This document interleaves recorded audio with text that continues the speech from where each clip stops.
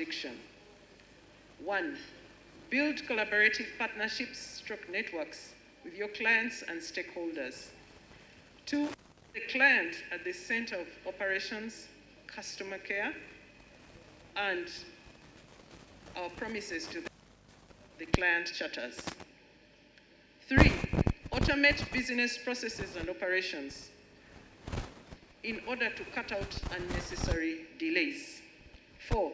Set and monitor performance targets. I also encourage welfare, implementation of wellness programs,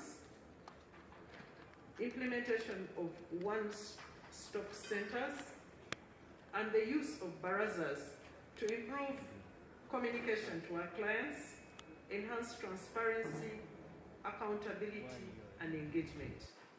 Because with an informed clientele, then we have reason to exist and keep feeding into the needs of our citizens. With the above measures, the public service shall enhance its responsiveness to the citizens' needs and demands, thereby facilitating the development process, thus leading to socio-economic transformation. The Ministry of Public Service is implementing various reforms, key among which include the Human Capital Management System, which is a successor to the Integrated Personnel and Payroll System. This system is automating all the human resource functions in order to seamlessly integrate with all existing IT systems of government of Uganda. And I encourage us all, civil servants, to embrace this system. I wish to note that there is a self-service component of this system where each one of us can personally update our data. For example, new children you have born, those who are marrying, if you have a new next of kin, you can update that yourself. Bank account details, residence can all be updated by yourself. So this is the first system that allows a civil servant to directly interface with their data. And the accounting officer simply approves, accepts what you have input. And I wish to issue a disclaimer here, it does not apply to date of birth. You can't update that. We believe management of human resource across the public service will be top-notch when it is fully implemented in all votes. Right Honourable Prime Minister, this year's edition of the Africa Public Service Day commemoration had many activities which started on the 15th of June 2022. We had a sports gala at Makerere University main ground where football, netball, volleyball, athletics, fun games and chess were played between ministries and agencies. I wish to note that the turnout this year was much better than previously, and we know that with the right organization and publicity, we know that we are going to have this as a fully fledged event that will be able to promote physical fitness, health, as well as networking amongst public officers. I wish to report to you that these games were immensely fun and exciting for all the participants who were there, including those who were just spectators and cheering. We have plans to regularize this sports competition in the public service and make it even bigger. We want to see public servants that are fit and have a reason to regularly exercise. They are not only seeing it in terms of their physical well-being, but also to be able to participate in this sports gala. We believe it's one of the ways of improving the welfare of the public servant. On another note, we also had media activities, corporate social responsibility activities undertaken by MDS. I wish to commend State House for the painting of the classroom blocks and the talk they had with the pupils, learners of Nakasero Primary School.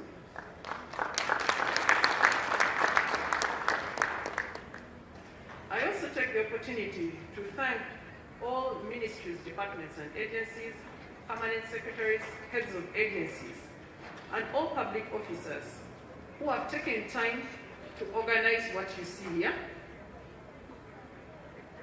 This is the efforts of so many institutions which are present here. And the MC will later on make announcement of the agencies so that they can stand up for recognition, of course starting with their heads of institution who are present. This is the picture of what government should be. When we are showing our citizens who we are and what we do. The exhibition before you is giving a glimpse, a snapshot of the various services that are offered by government to the citizens. And there is a lot to learn. We sincerely thank you for taking effort, time and resources and coming to participate in this. Right Honorable Prime Minister, I emphasize that we are proud to be public servants. We are proud to be civil servants. We know that it is because of our labor that we offer that this country is showing steady progress.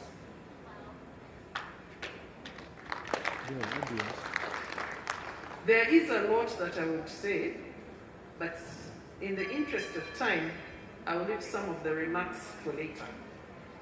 So I'd like to also thank our service providers who are here, who have made this happen. You're aware of the kind of budgets that we have and run, but because of the networking of the service providers who participate in the development of this country, they have subsidized some of what you see, and that is why we are looking so good today. Special thanks goes to Balam Systems, who has provided this magnificent tent, the carpets and chairs, including the sound, the perfect sound system and all the displays that you see behind there. And I wish to note that all of us as public servants must remember part of our clientele are those people who provide services to us. Our contractors, our service providers, whom we must ensure are paid on time, because it is part of the development process that moves the economy. And today they are also giving back a portion to us. Right Honorable Prime Minister, on behalf of the National Organizing Committee, I wish to thank all the institutions, most especially the accounting officers, wherever they work, for putting funds into this, for bringing all the displays around. And we know and believe that with the media coverage, even those members of the public who are not able to come here today, they will be able to know that government is working. As a Ministry of Public Service, we pledge to transform the Africa Public Service Day commemoration next year into a prominent public event so that it becomes a bigger national celebration of the achievements of the entire public service. I thank you once again for listening to me, and I wish us all very good deliberations and knowledge today. I say this for God and my country. And we clap better than that.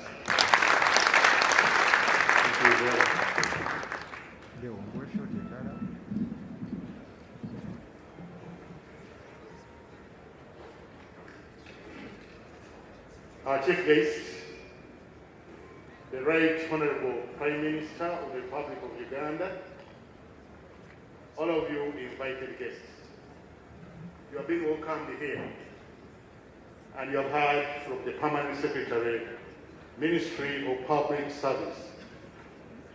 He has emphasized automation, automation, automation, innovation, innovation, innovation. And very importantly also, she has talked about motivation. Motivation of the public service and building collaborations and partnerships, and also ensuring that clients are at the center of service delivery. Thank you very much, Ma'am, for that powerful speech. May I now request you to lead the Right Honorable Prime Minister to inspect the exhibitions, and the police band will be coming with martial arts immediately after this. You don't want to miss this, and a lot of entertainment is going to take place. May I request you, Madam Permanent Secretary, to lead the entire high table to inspect the exhibitions. Meanwhile, police band will be entertaining us.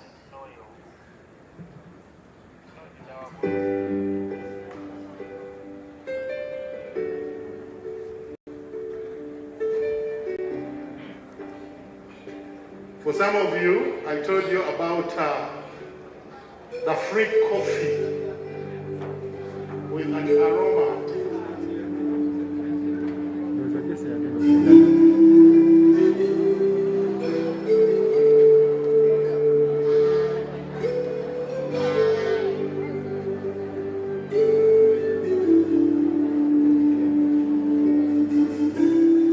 Can I request the permanent secretaries to join the chief guest in the inspection?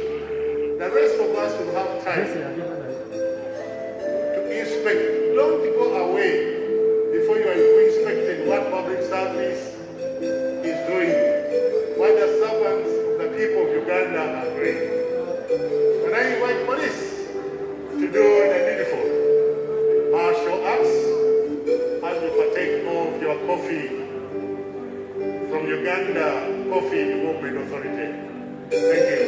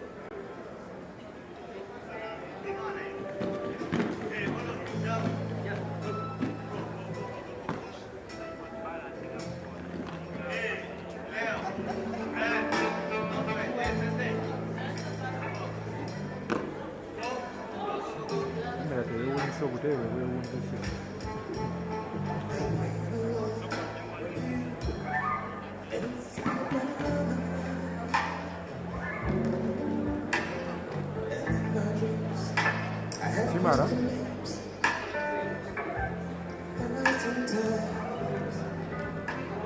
I sometimes see you pass outside my door. Hello, is it me you're looking for?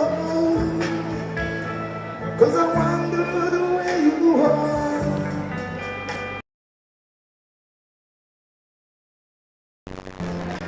Are you somewhere feeling lonely? Or is someone loving you? Tell me how to win your heart, for I haven't got a clue. But let me start by saying I love you.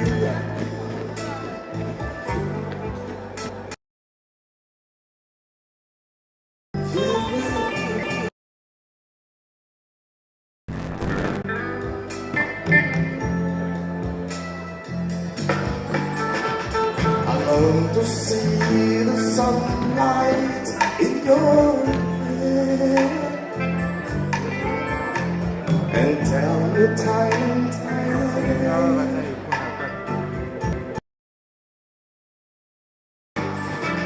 Sometimes I feel my heart will overflow. Hello, I've just got to let you know, 'cause I wonder the way you are, and I wonder what you do. Are you somewhere really lonely, or there's someone loving you? Tell me how to win your heart, for I haven't got a clue. But let me start by saying I love you.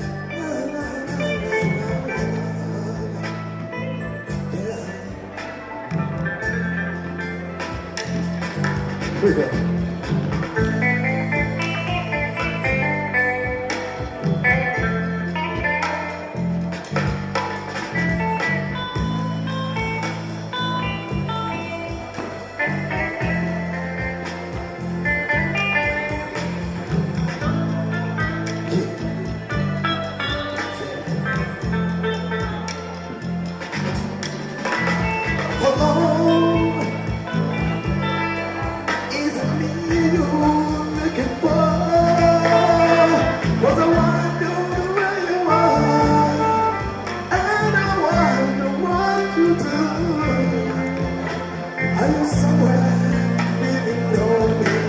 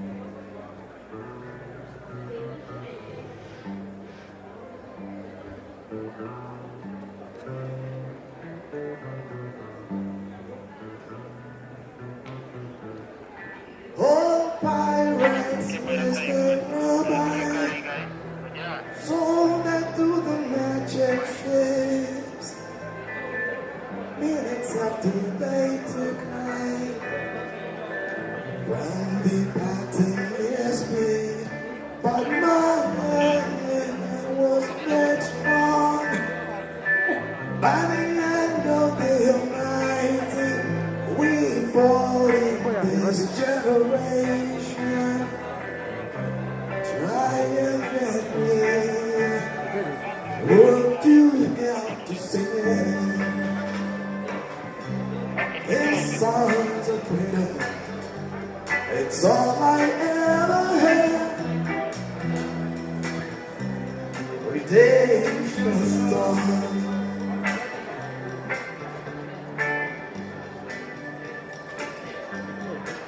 Emancipate yourselves from mental slavery. No but ourselves can feel your mind. Have no fear to make energy, 'cause none of them can stop the time. How long shall we kill the prophets while we stand beside and look? Some say it's just a part of me. We have to fulfill the blue. Let me say what you have to say. This song's of freedom. It's all I ever heard. Redemption song. Redemption song. Yeah, listen to it.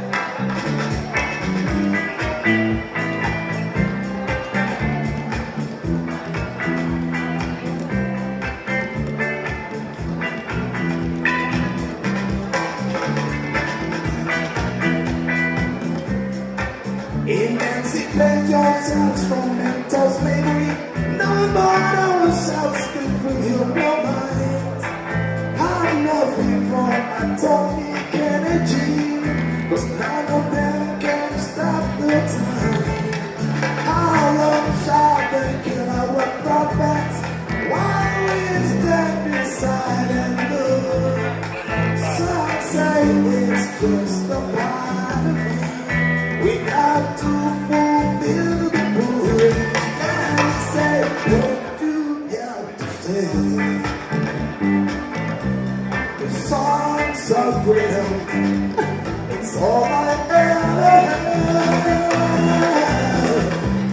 Redemption song, it's all I ever had. Redemption song.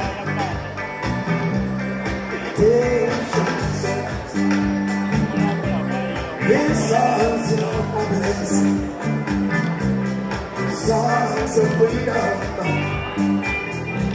redemption song, redemption song, redemption song.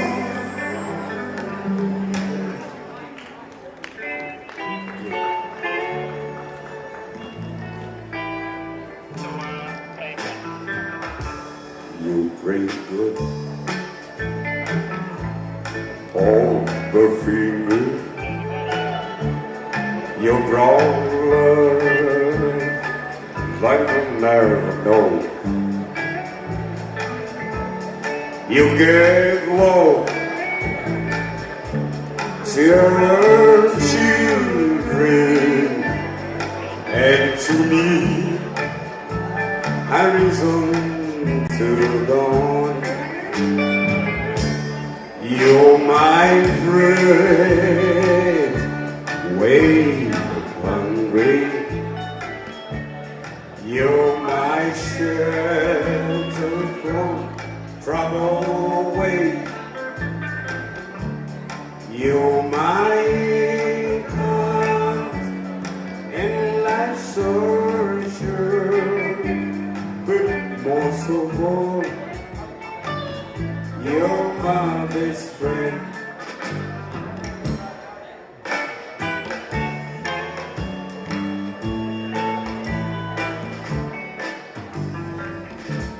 When I need hope, an inspiration, you're as strong when I'm and wink. I could search it's all right over. You still give everything that I need. You're my bread when I'm hungry. You're my shelter from trouble ways. You're my income in my search, but most of all, you're my best friend. You're my bread when I'm hungry. You're my shelter from trouble when you're my income in my social, but most of all.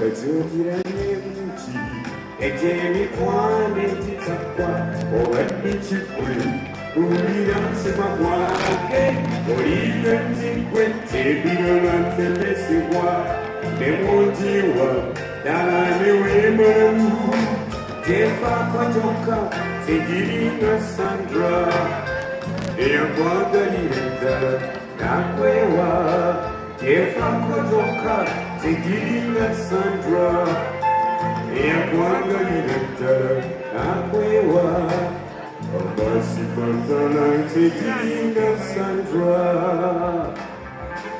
Eya kwa galileta Nakwewa. Thank you.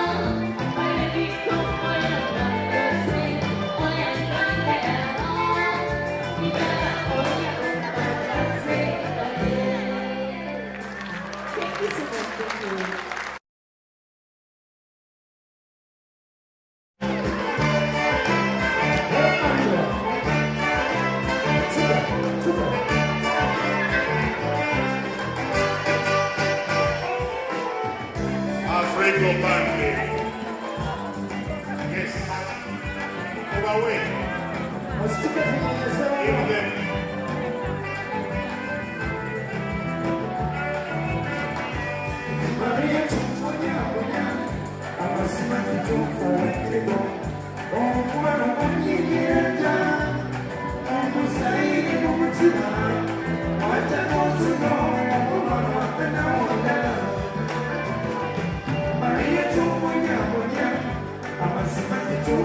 Give them.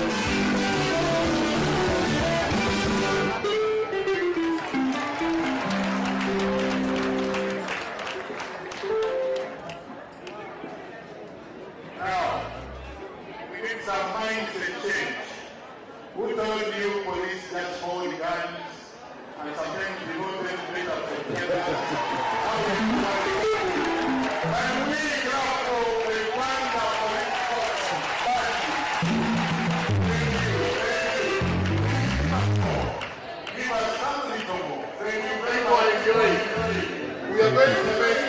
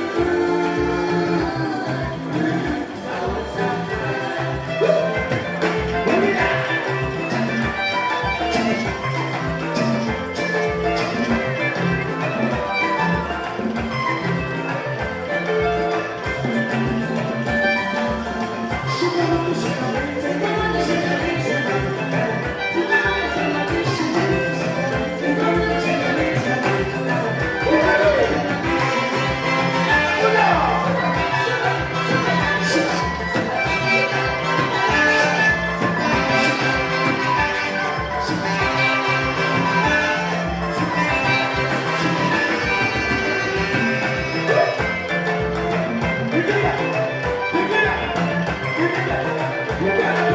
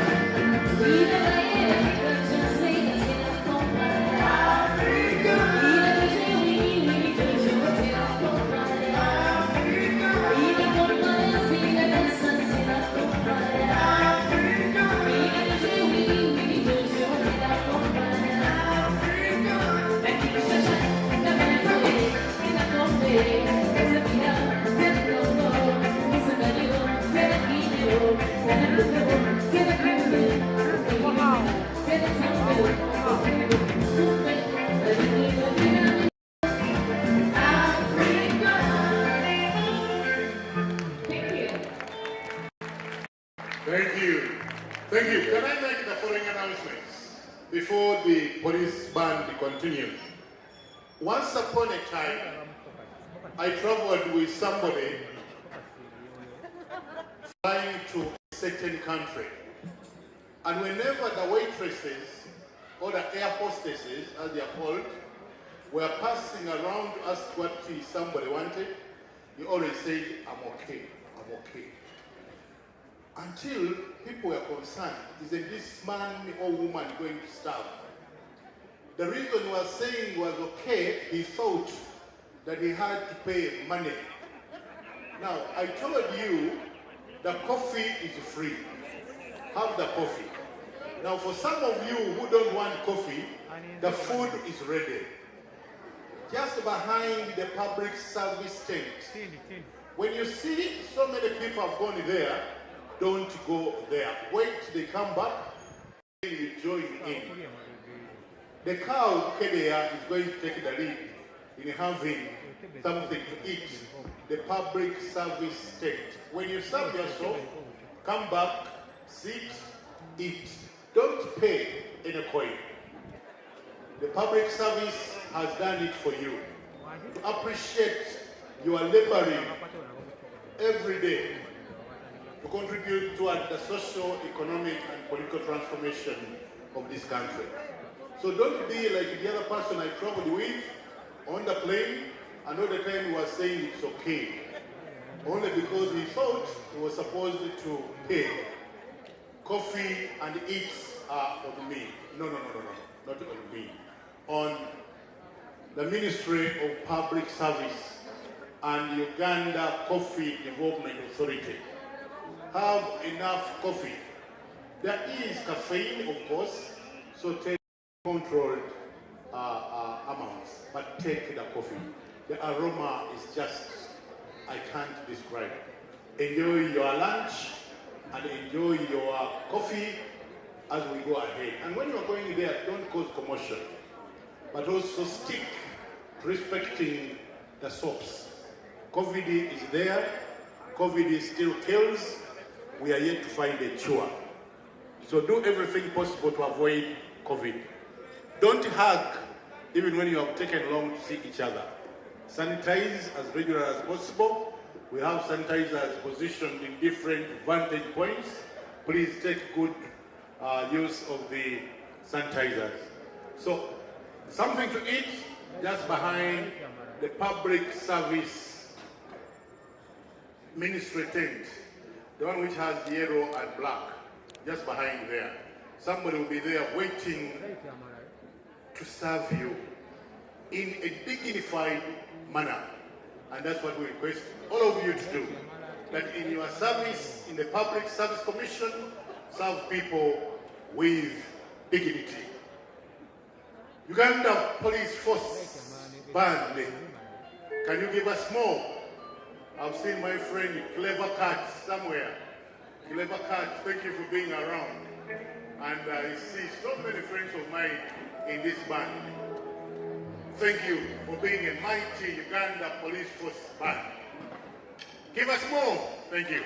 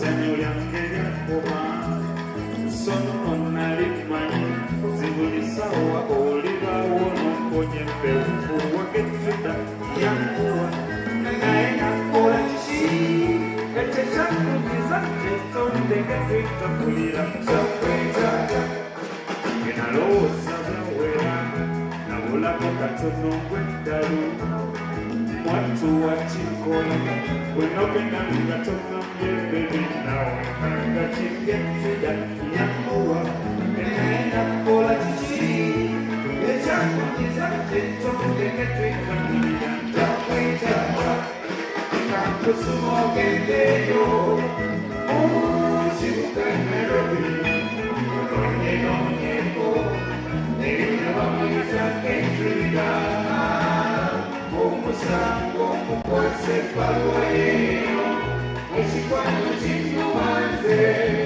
ekyo kyagenda mubuuse lwalita ekibira mwagala oho era omugambe tigenda omuza muneddalindako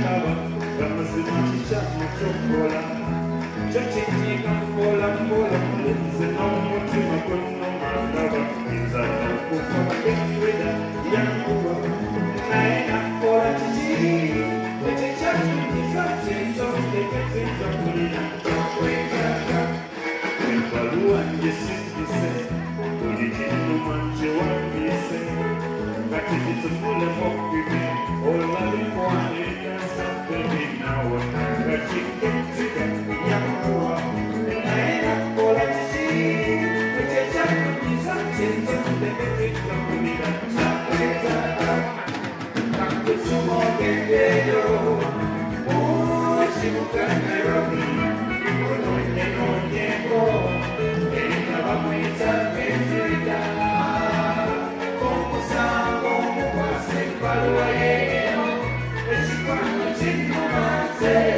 emmeeze kyagenda mubuuse lwalita ekibira kwagala oho era omugambe kigenda oweza mulindalindako era omugambe kigenda oweza mulindalindako era omugambe kigenda oweza mulindalindako.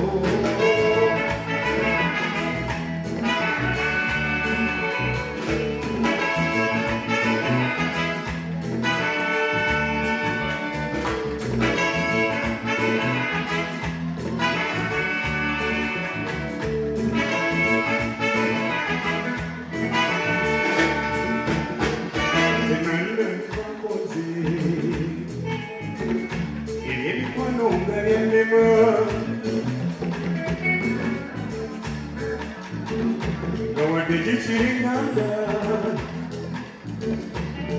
sing against the Massivo.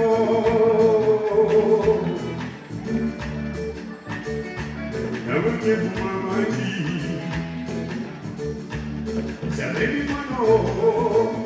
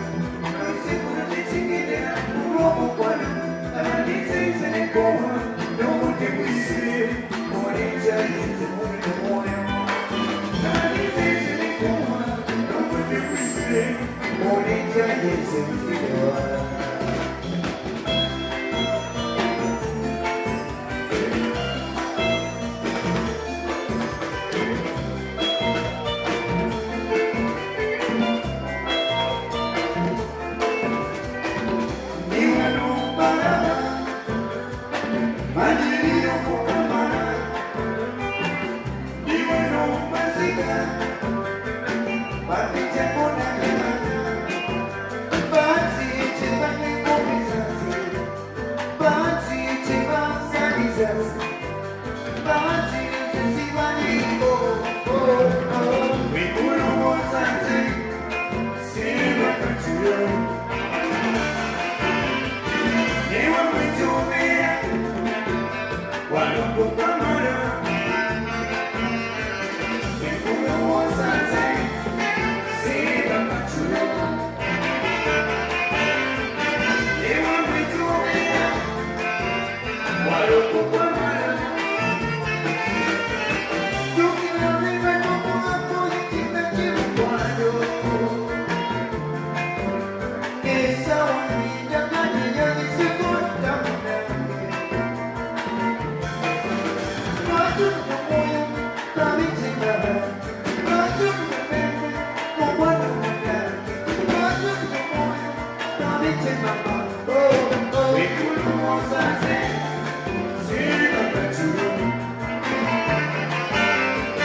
They want me to win. What a good camera. We could almost say, see the truth. They want me to win. What a good camera.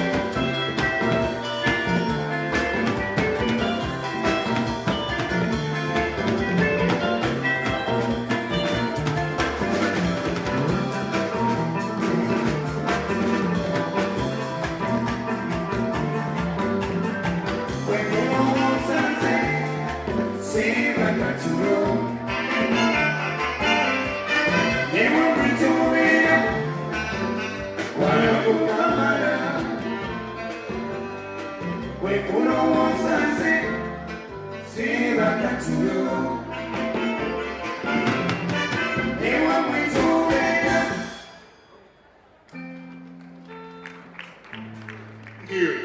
Can you clap better? Oh, many of you are eating. Let me announce something else. And you'll be surprised how generous we are today. Now this goes to the women who are here. Mulago specialized women and Neonatal Hospital. They have a tent.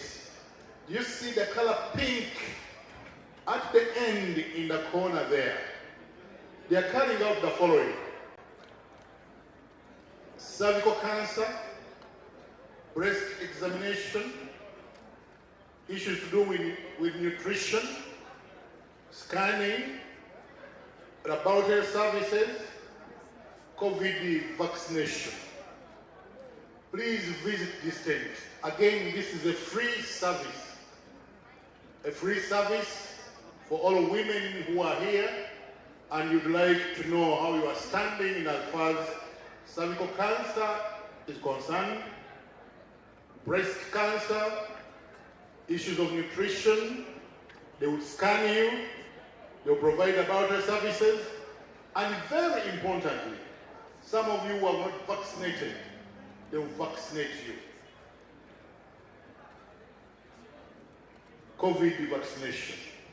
Services are free at the tent with the pink and some blue, just right in the corner there near Ministry of Defense. Thank you very much. Thank you very much.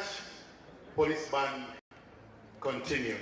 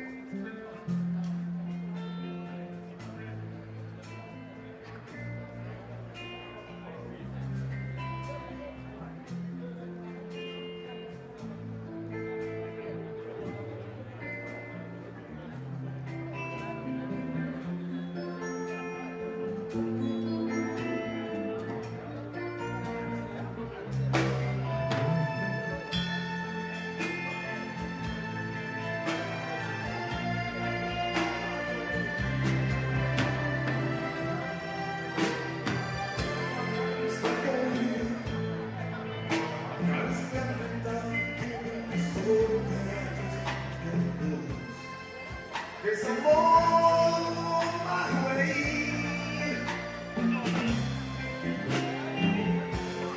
Be good friend. And what happened now? It's just a little coming home. There's some more.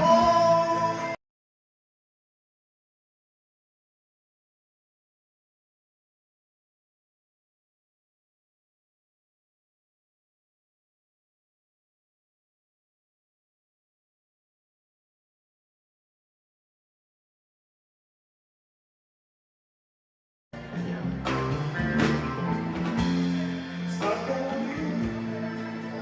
Been at home so long. I guess it's coming home. There's some more.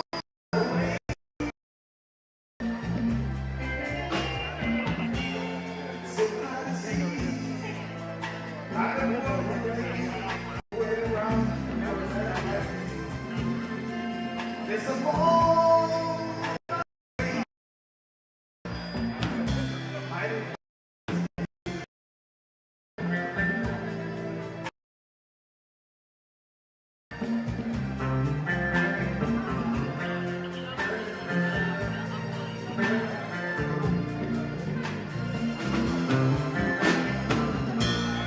Oh, leave me on that midnight road. And all this despair go.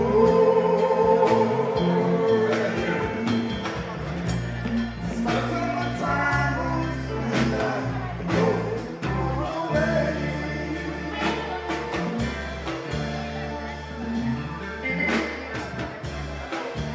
I was just I'm coming home to stay.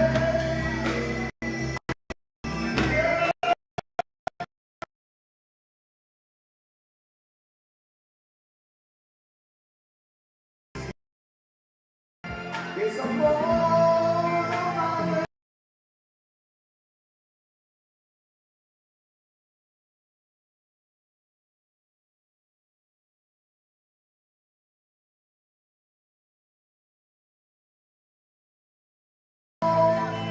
My way.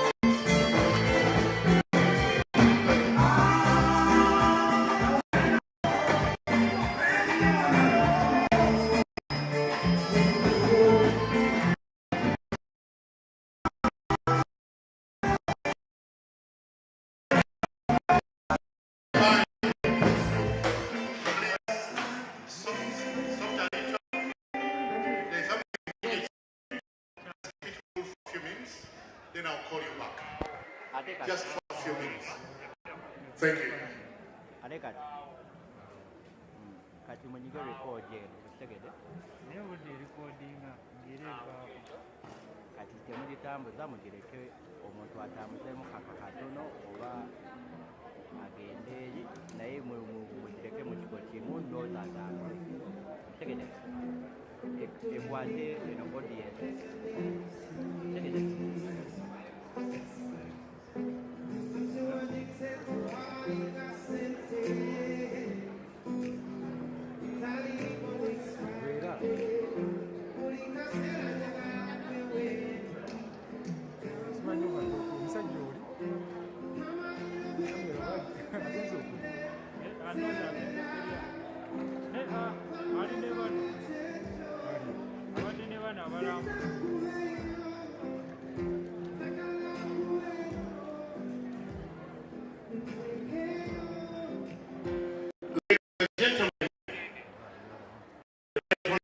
Minister of the Republic of Uganda,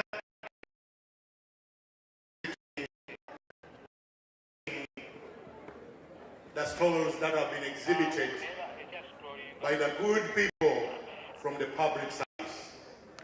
And from his face, I can see he's extremely happy to have seen the innovations, the creativity, and everything able to do. Our chief guest, I want to welcome you, together with the entire entourage that managed to escort you to inspect the stalls.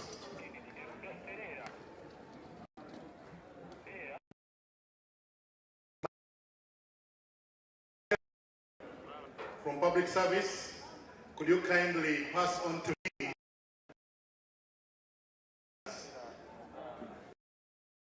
for public service? Can I have the list?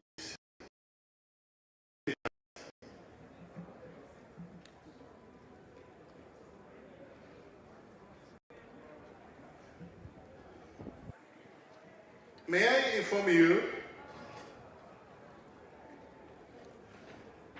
inform you, our chief guest, that while you were away, we were enjoying music from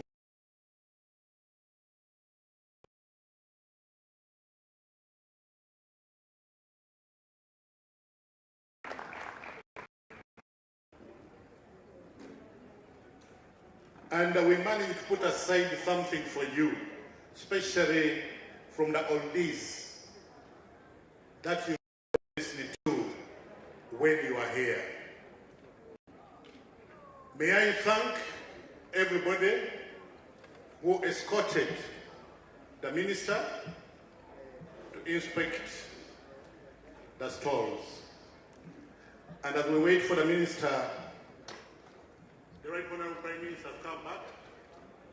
May I have Grace Nabalema from Ministry of Agriculture, Animal Industry and Fisheries to give us a song. It's a gospel song. At such times when we are reflecting on what we have done, you deserve something to cool your minds, to think better and day. Can I request Nabalema to come and give us the gospel song?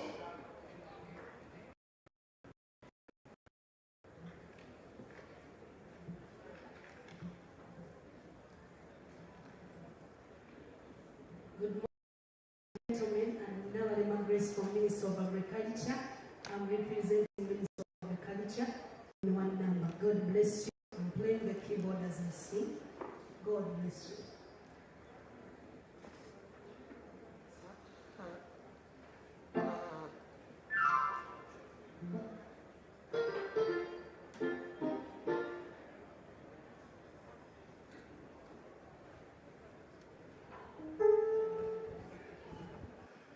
Adam, can you kindly come and talk to the permanent secretary? Yes, Nabalema, she's going to play the keyboard at the same time sing for us. Nabalema, you have the floor.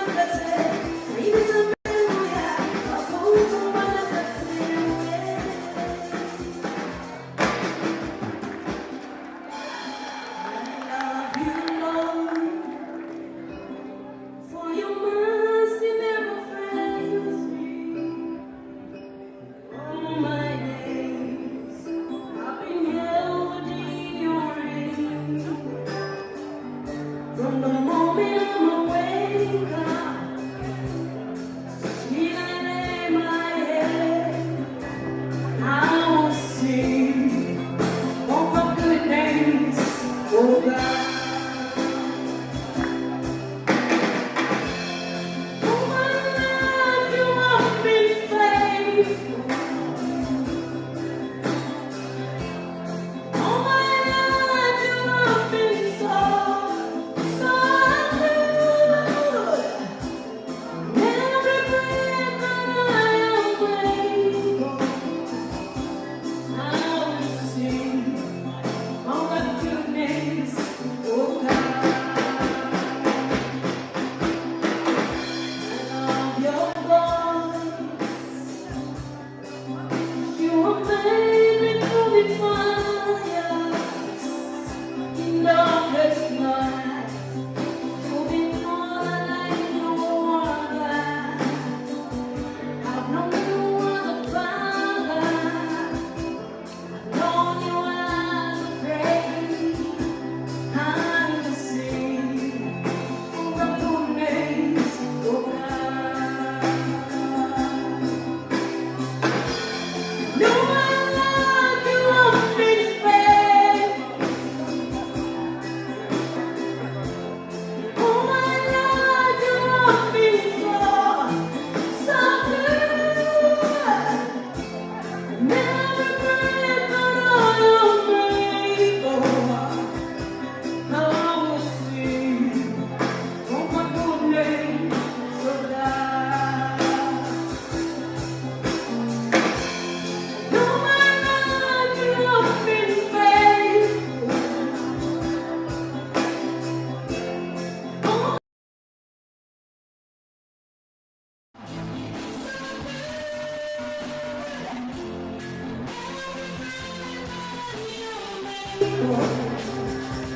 I will sing of my goodness of God.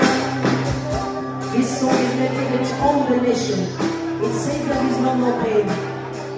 There is no more pain. There is no more shame. There will be no more bloodshed. In Jesus' name. There will be no more sorrow. There will be no more loss. We say this to believe. We believe. We say this to believe. We believe. There'll be no more pain. There'll be no more shame.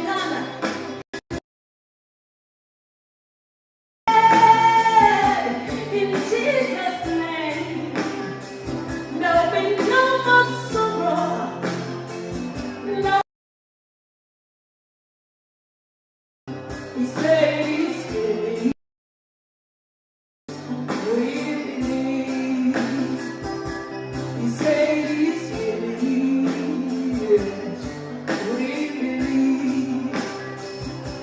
It's not as finished.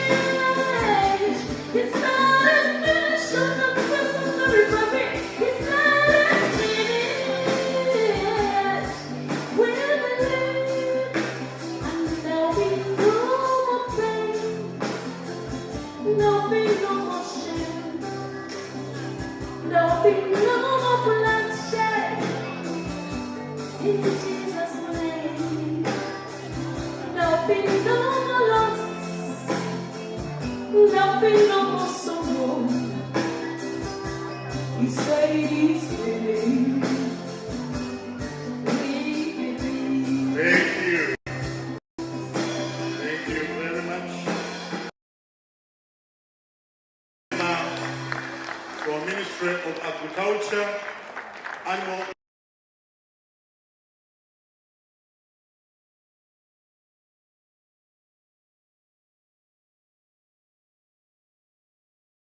Marketing Manager, Promoter. So if you want to hire, you pass through me. Thank you very much. Now, we are coming to a very important session. But before I do take you there, I want you to know who some of the dignitaries who are present here with us. Allow me to recognize the Right Honorable Prime Minister of the Republic of Uganda here with us. Allow me to recognize the Minister of State, Minister of Public Service, Honorable Mary Grace Mugasa Akiki. Thank you for being with us.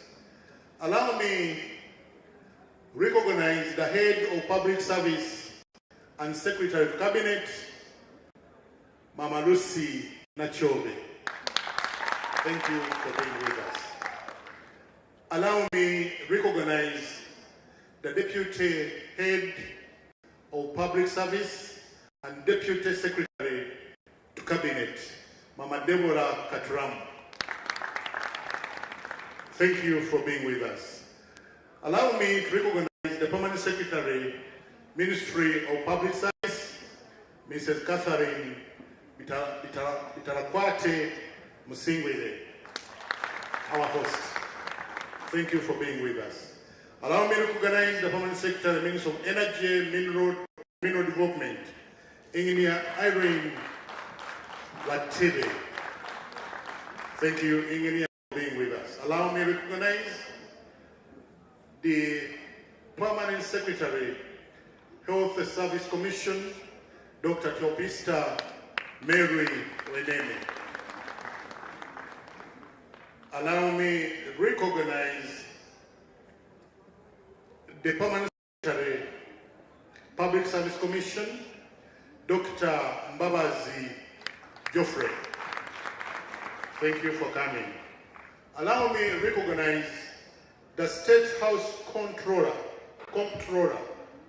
Mama Jane Baleje B. She has just stepped out. She'll be rejoining us.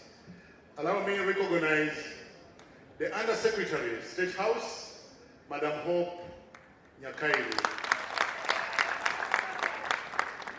I'll be recognizing the others as my colleagues help me get their names and credentials. Because of the mask, I cannot see properly the faces and I avoid to make mistakes. Permit me now invite the paper for the day. We have Dr. Kagambire Kareja, Associate Professor of Public Administration, Dean School of Management, Uganda Management Institute, and Council Member, African Association of Public Administration. We could not think of anybody else than one of our own to come and speak to us. Can you clap until he comes down here to speak to us, or else he can change his mind? Professor, karibu.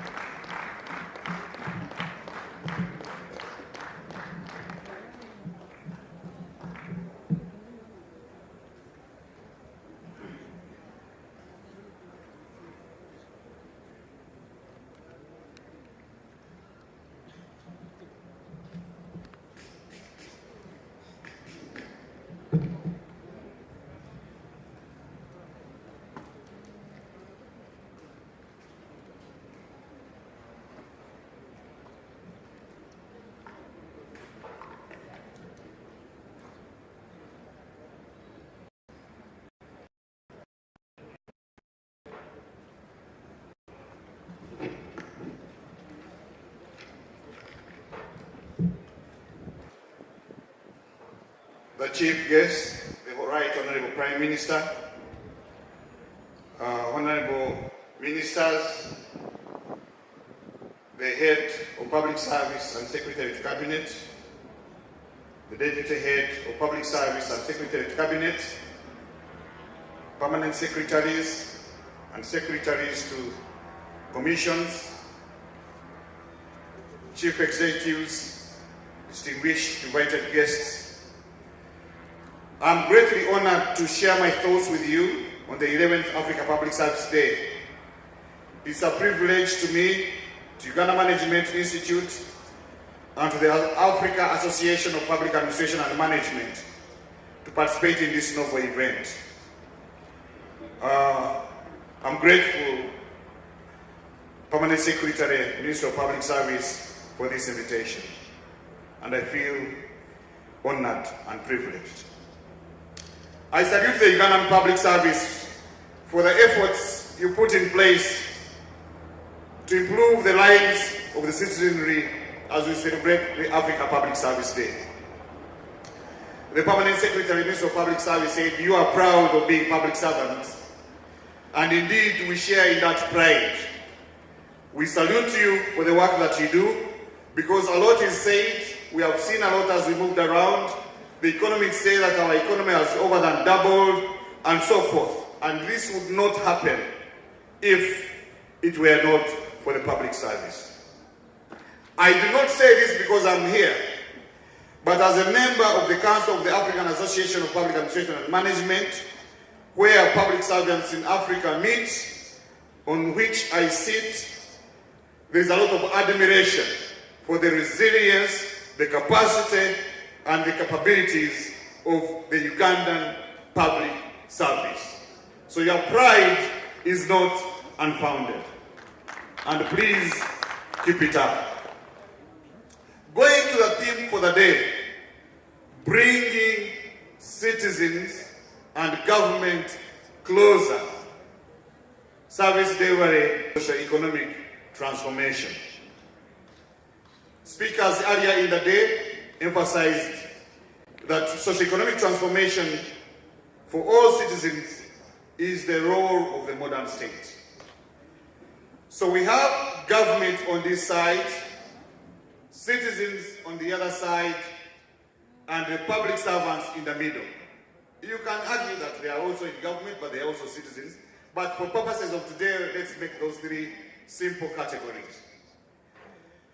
So today, we are looking at the centrality of the civil servants in working as definers of public interest, promoters of public interest, protectors of public interest, negotiators of public interest, and facilitators of public interest.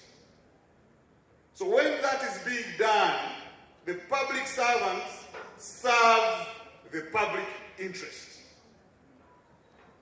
and not public opinion and not political opinion. And going back to the statements I made earlier, at least the Ugandan Civil Service in many ways has demonstrated that it can stand against public opinion, it can stand against political opinion for as long as the two are not consistent with the public interest. And that is what we expect you to continue doing as we bring citizens closer to government and government closer to business. The theme for today was so broad, and I thought that we could take long to go through it. I chose, without your permission, to leverage on the public strategy that is currently running the country, which is the parish development model. So I came up with a subtitle, Leveraging on the Parish Development Model to Bring Citizens and Government Closer. So my scope will be limited to that as we celebrate the day. We all know that our planning is cascaded from the SDGs and the Africa Agenda 2063, and the two are not in contradiction. We also know that we're now in NDP 3, and under NDP 3, a number of things have been identified, but largely we want to grow the economy at 7%, and 18 programs have been identified.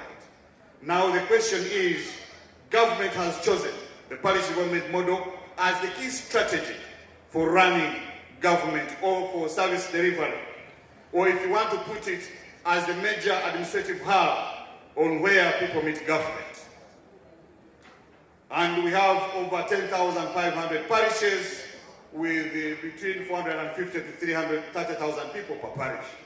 Now, this being the flagship strategy or program or policy, whatever one would call it, when it came with a number of issues. Some have been solved, others have been resolved, others remain unsolved. We shall not go into that, but we also know that as we implement, more challenges will come. Some will be dealt with, and others will be lessons to learn so that we avoid further accidents ahead.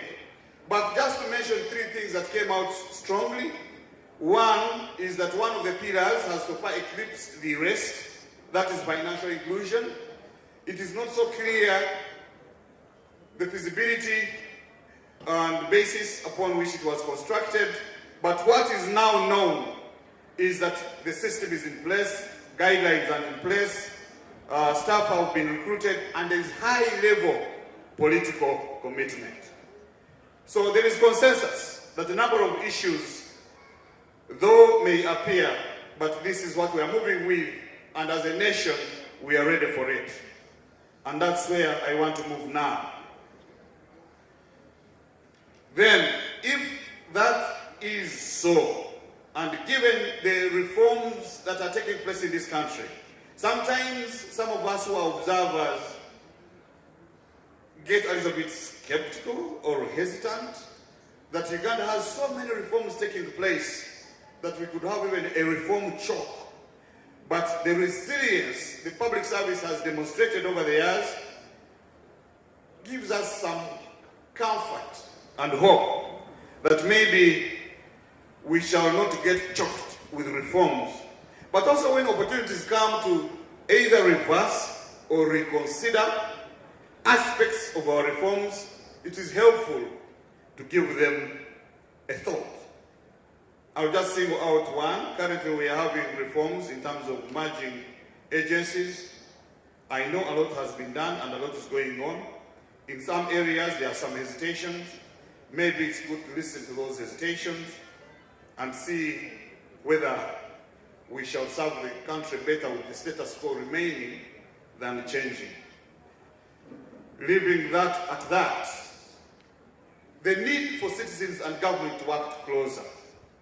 Citizens have votes and they elect government in power. And they use their taxes to demand services. They also have their voice, which is direct, but which, through representative democracy, is also through parliament. But usually the direct voice gets lost. And I will just use the example of today. Yes, we are citizens, but we are largely public officials. The citizens are not here to witness the wealth of work that is going on. I do not want to appear blaming the officials who organize this, but the absence of members of parliament, apart from a few who are here, maybe next time if they're involved would be also very helpful. So when I was given this task, one of the quick things I looked at was the latest report from UBOS, the National Governance, Peace and Security Survey of 2017. Many of you read about it, but what I want to point out is that even with our efforts, the citizens perceive civil servants as corrupt at 78%, which is a bit disheartening. And many others as well, including the cabinet ministers. But also what was interesting was that 44% believe local officials are corrupt, which means that they perceive less corruption there. My issue is not who is corrupt and who is not. The question is that there is at least opportunity that in the local governments, people think that corruption is less. If their perception is true, the debate for which I'm not in for today, is that then how can we leverage on that to even reduce it further and then close the gap between the citizens and government? Trust in government can be bridged through the degree to which government institutions are responsive and reliable in delivering services, in line with openness, integrity, and fairness. Our citizens have become increasingly informed, assertive, and critical. So how can we leverage on the parish development model to even increase that relationship we already have? I think the beginning point has been this budget of 2022-2023, which, regardless other considerations, has been largely redistributive. I do not think that there is any other moment before in the history of Uganda where cash is going to arrive in a parish direct from government more than this. It is unprecedented. So in terms of people who talk about sharing the national cake directly, I think every parish is going to directly share the national cake in terms of financial inclusion. So it's a very good point to me that in terms of redistributive and responsive budgeting, that aspect has been a starting point. However, we have 7 pillars, and that is financial inclusion. So how do we ensure that this pillar does not eclipse and appear that the parish model is only equal to circles and money? Here are my thoughts. I'm not being prescriptive, but participating in a debate. 1, every moment of government should be seen at the parish.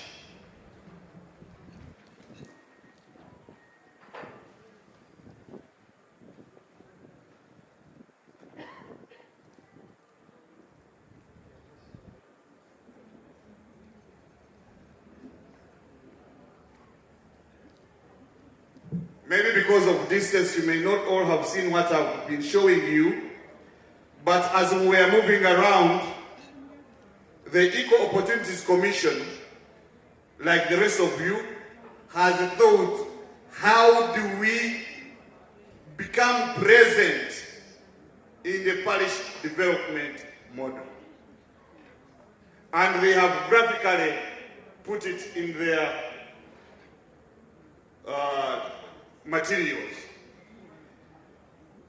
My point is that let each agency, let each ministry, let each government department ask itself, how will I be smelt, felt, seen, touched at the parish level? We are in NDP 3. Maybe by NDP 6 you'll be there, either alone or jointly. The PS Public Service talked about collaboration. We are going away from the mindset of command and control to the mindset of collaboration, collaborative governance, multi-government, multi-sectoral, multi-agency, multi-APSD. So that's my first thought, that government services must be present at the parish, both substantively, health, education, a police post, a voting booth, whatever service government provides, registration of my birth, getting my TIN number to pay taxes, and also symbolically, if I want to see how a flag looks like, where do I see it? If I want to know that I'm a citizen, how do I get it? At the parish. We may not have answers to that. Some may be there, but many others are not. So our ultimate goal should be that if we are going to be a middle class, it's not only about income. It's about citizens getting all basic governmental services at the parish. And how I know that we have a creative and innovative public service. Some services are there, others are not yet. Point number 2, deepen consensus on shared values. I'll just point out 2 shared values that I would think may be helpful. The question of meaningful citizenship. Many of our citizens see themselves as customers of government services, as opponents of government, as supporters of a ruling party, but they do not see themselves as citizens. The Uganda Human Rights Commission, the Electoral Commission, and other agencies which are directly involved in this aspect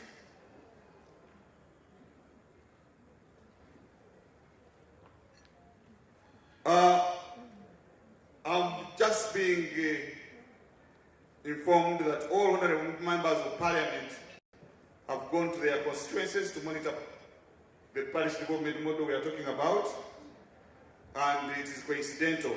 Please accept my apologies. I withdraw my statement and pass it on to honorable members of parliament. And members, when you make an error of judgment, it is prudent as public to take responsibility. I take responsibility for that statement. Now, going back to the question of deepening consensus on shared values, the question of meaningful citizenship. How do we use the association? Even if we just say beginning with the circles, instead of using them only for collateral to borrow money, how can we use that social capital to promote citizenship so that people do not have this government yambe, self-help? How do we promote self-help? How do we promote responsibility and obligations of citizens? We must help them to bring them closer. My third point, Right Honorable Prime Minister, is about a committed cadre of rural and urban development professionals. I know that a lot of efforts are going on. We have diploma holders as parish chiefs. We have training going on at the National Farmers Leadership Center, but it's mainly focusing on politicians and farmers in terms of mindset change. A lot is going on in Chankwanzi. How can we synchronize and aggregate knowledge, even if it's not in terms of diplomas and degrees, but in a series of short courses to ensure that this cadre, which is going to be the moment of every government, can carry on that task. And what I quickly have in mind is the National Farmers Leadership Center, the Civil Service College, the National Defense College, UMI, and other entities. D, Right Honorable Prime Minister, in 2009, Uganda started the concept of barazas. And I had the Permanent Secretary also hint about it. As designed then, these days we are not sure whether it is still there, but maybe someone will alert us. It was a single event conducted twice a year at the sub-county to track planned activities and achieved incomes. This is a very good tool for social accountability, for engaging citizens and having their voice heard directly in terms of monitoring, in terms of feedback, and in terms of what they think is going on. So my thinking is that I agree with the public service that we need to reinvigorate, mainstream, and have a citizen-driven engagement through the barazas that is sustainable, that is structured, that gives the population a sense of self-confidence, involvement, and empowerment. So far you can see that all we are talking about is what we have. The issue is how do we strengthen and enhance it. My other thought before you is deploying the problem solution approach. For example, it's clear that the revolving fund is going to access capital to households, and we shall wait for the outcomes. But again, the same NDP3 has one of the biggest problems as unemployment. And we are saying we want to create 512 jobs annually. And those are the job targets of NDP3. So, are parishes going to contribute to this? If so, how, and when, and why?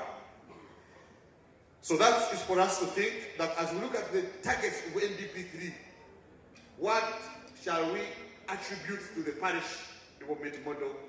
What can the parish development model contribute to, and how? Community securitization and safety.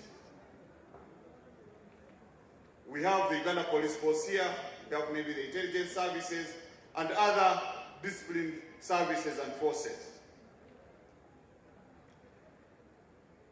My thought is that can we build on the existing efforts to improve on neighborhood watch, community informers, community policing, so that we have a citizen-centric security apparatus feeding into the traditional state security services. If I'm at the parish development model thinking, how do I feel the armed forces, the police, the intelligence services?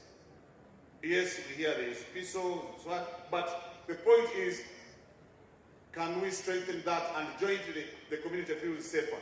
The ultimate level of legitimacy for any government is when people are not feeling an existential threat.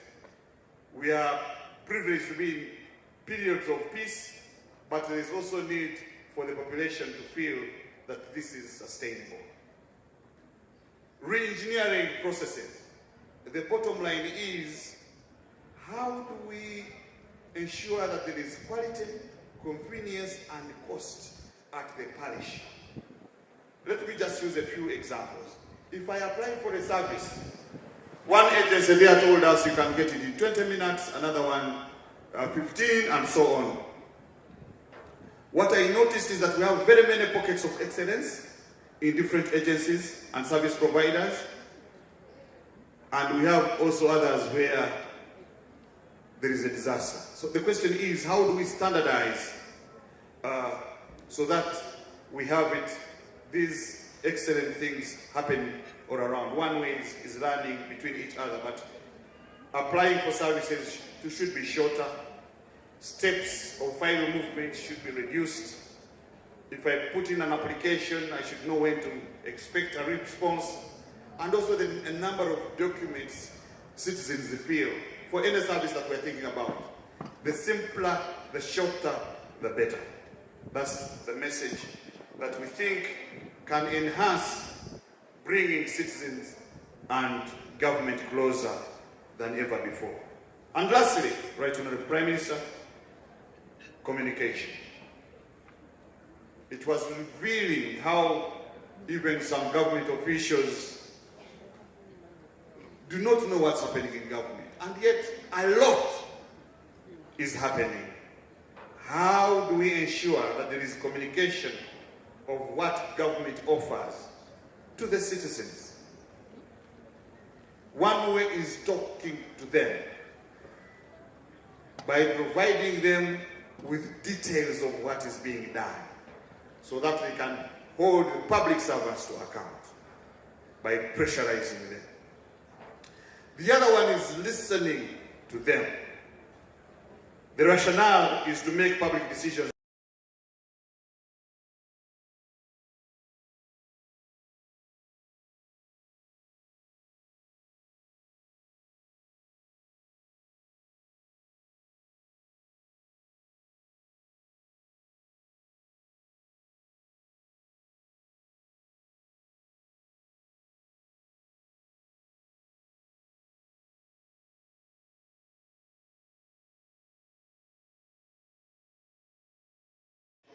portals at the parish. If you cannot have a hotspot, then let's have a website. If you can't have a website, then let's have announcements pronounced every end of month, or whatever way in which information can be disseminated. as I conclude, my thinking is that if the few issues are put on the table, on top of what is already going on in government, and continuous civil citizenry engagement, the bottom line is we can only reduce that gap and narrow it through citizen engagement. Then legitimacy, all the acceptability that the government is there for us shall be augmented. Trust in government institutions, in government officers, in public servants will increase through shared values and preferences and the ability of government to provide the basic services to the citizens. Thank you for your kind attention, for God and my country. God bless you.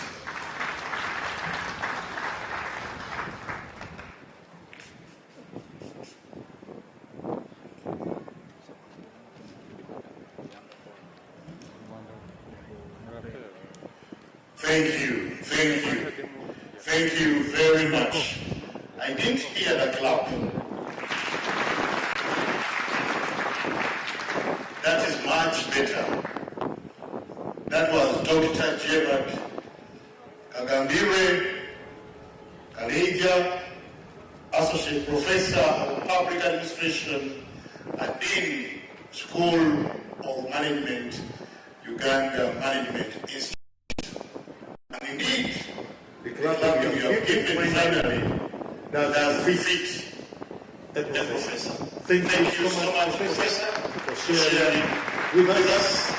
And whenever we call upon you, please come. We want to listen to you.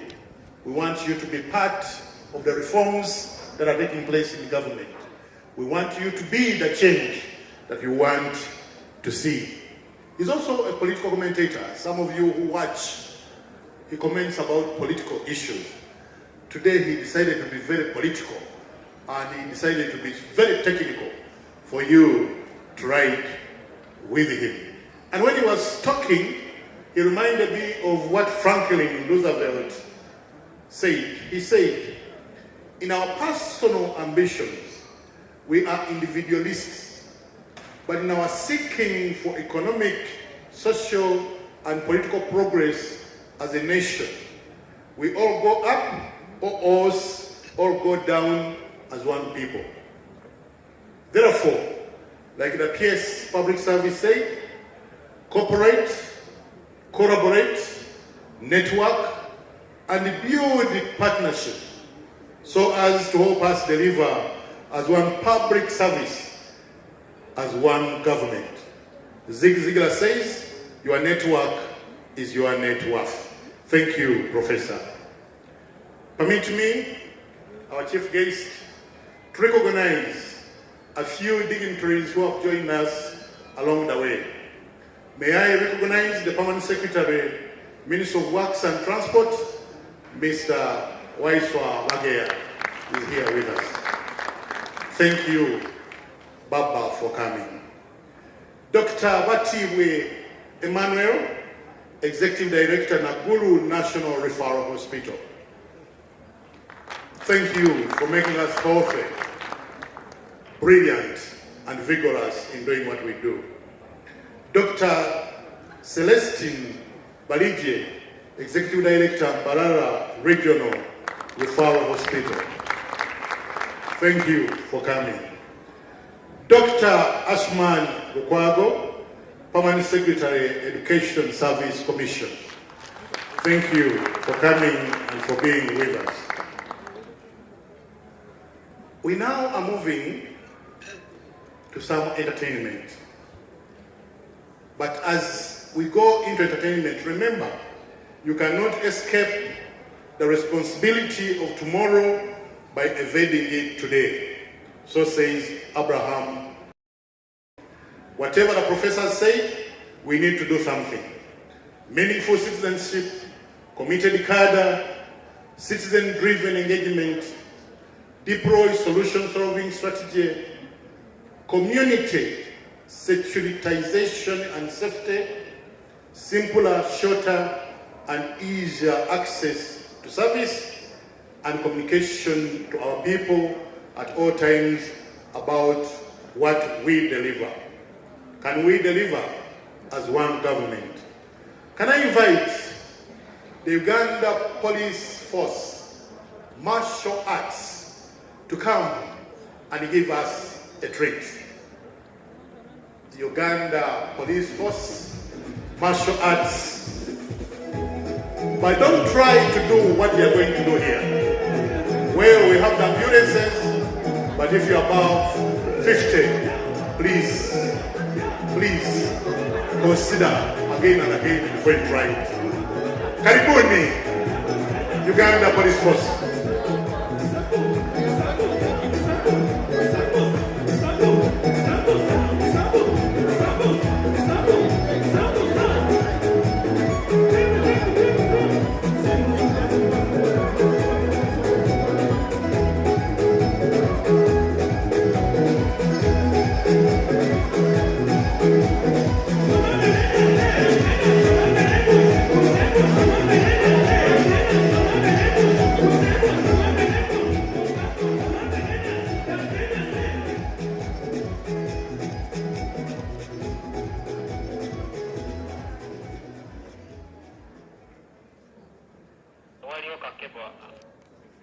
Right Honorable Prime Minister,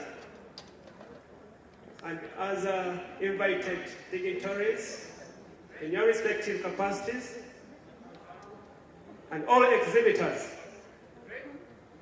I'm Assistant Inspector of Police, Malav Peter, to introduce to you the police martial arts team.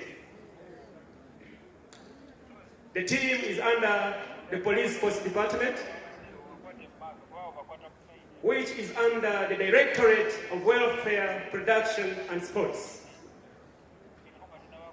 This team is a team which has managed to raise the Uganda flag at all the international meets,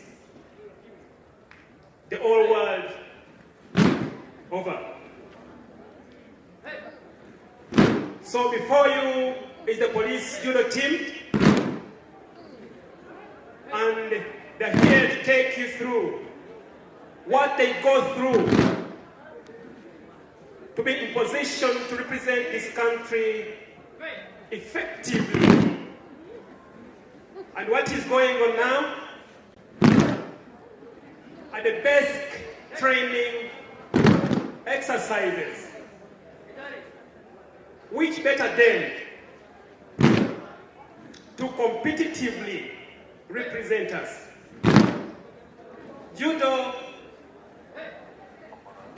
is a sport which is also competed in Olympics, Commonwealth, All African Games, World Championships, and other sanctioned international events. So that's what is involved in training the basics, because this is what is utilized during the competitions. It is all about takedown techniques of throwing your opponent down. So you have to better yourself physically, mentally, and spiritually to be in position to compete better. In the process of us doing what we do, we also reach out to different communities, and the team which is before you now is a combined team of police officers, refugees, and some Federation judokas. So we also reached the refugee camps to try to make sure that we rehabilitate them by training them the sport of judo and remove them from that condition of stress, of depression, so that they can forget their past and stay well within our country. So Uganda, being a country which welcomes everybody,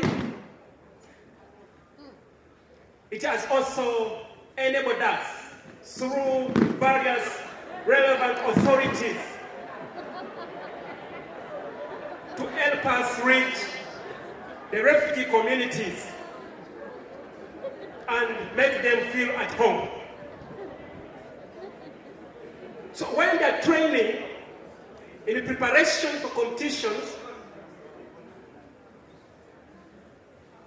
this is what they do.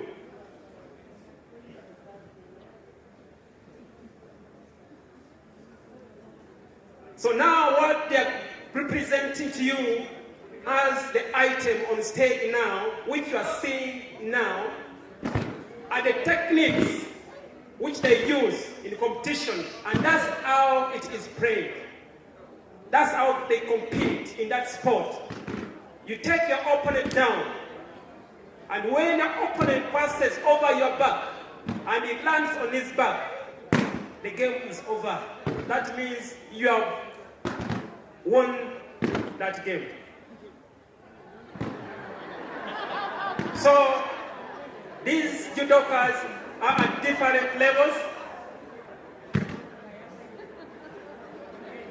starting from white belt, yellow belt, orange belt, up the black belt. And in fact, we have been so hospitable that we welcome everybody. And even our foreign friends whom we are seeing before us today, whenever they come to Uganda and they hear about the police martial arts club, they make sure that they come and share with us their technicalities. And we're really blessed because we are gained in them.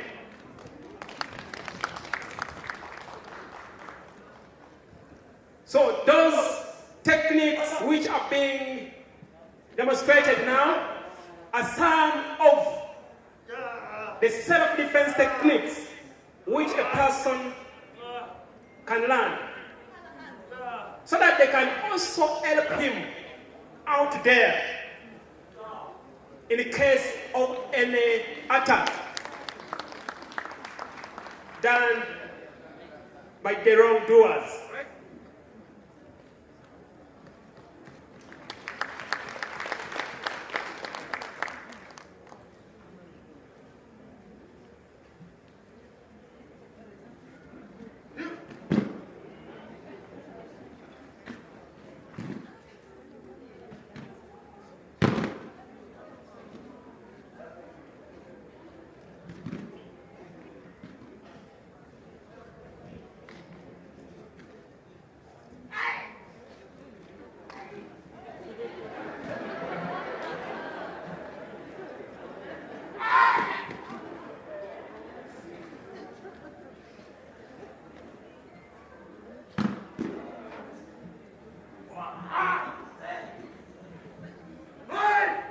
So the young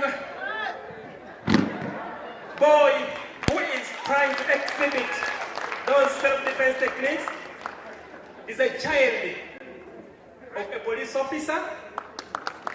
Indeed, we have done a lot to bring out talents from our communities, starting from the police barracks, because these are the future champions who will, with time, represent our nation thoroughly well. And in fact, His Excellency the President has encouraged all armed forces to recruit all the talented athletes within the forces. And when we work with these communities, the security of the nation through building the capacities of the different vulnerable groups, starting from the girl child, the women associations, and others. Our security is tight, thus contributing to the socio-economic transformation when the security is tight. So when we go for the outreach programs, we're bringing the citizens and the government closer.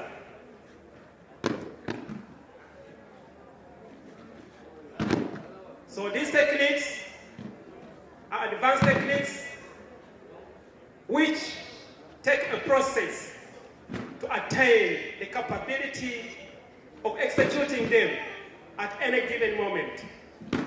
So you have to be trained.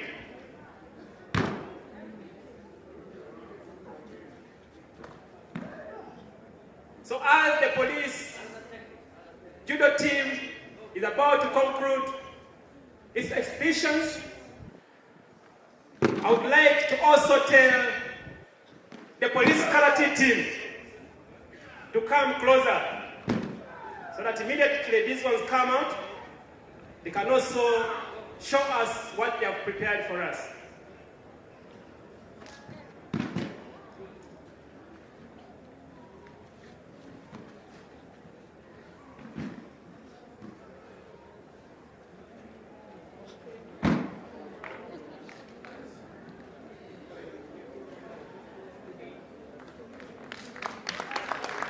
Thank you. Thank you. I hope you saw the girl. That's part of the solution to gender-based violence. Get such a woman and you decide to beat her, then you will see, you will pay. Yeah. Thank you. Thank you so much.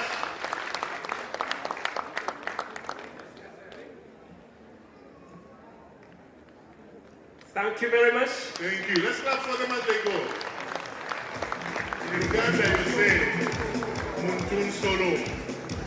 You meet him, want to attack your own parent. And I want to thank the lady. I want to thank the lady so much. You are part of the solution to gender-based violence.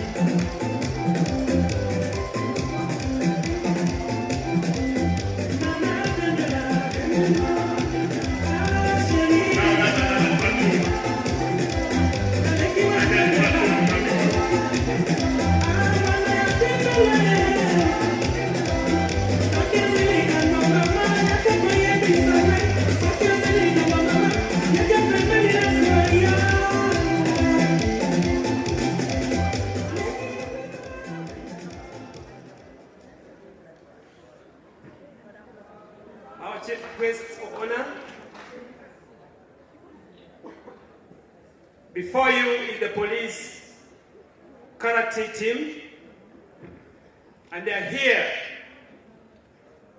to show you the power of the human tools, the capability of the body when trained, what it can really do in terms of security, starting from personal, institutional, and the community at large. So, police karate team, can you start?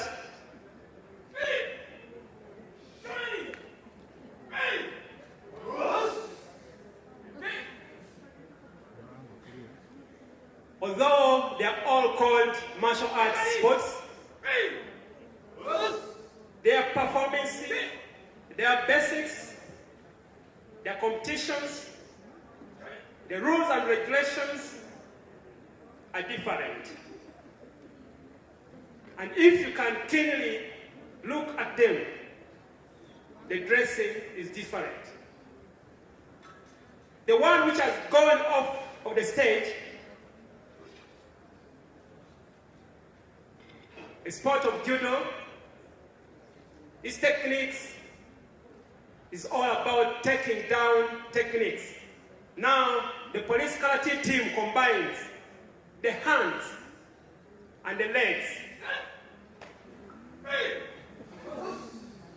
in training, in competitions, and in self-defense.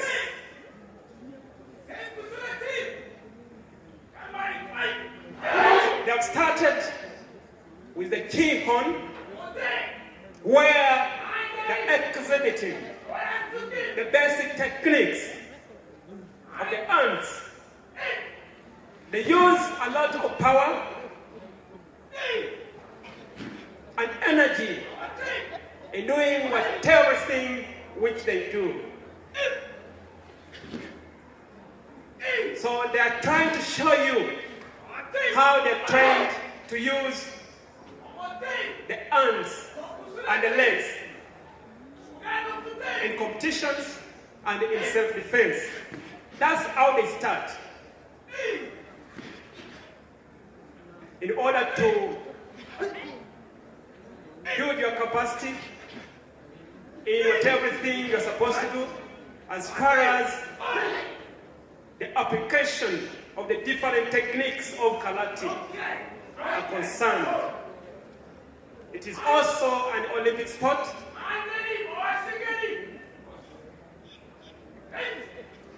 So the front snap, the batting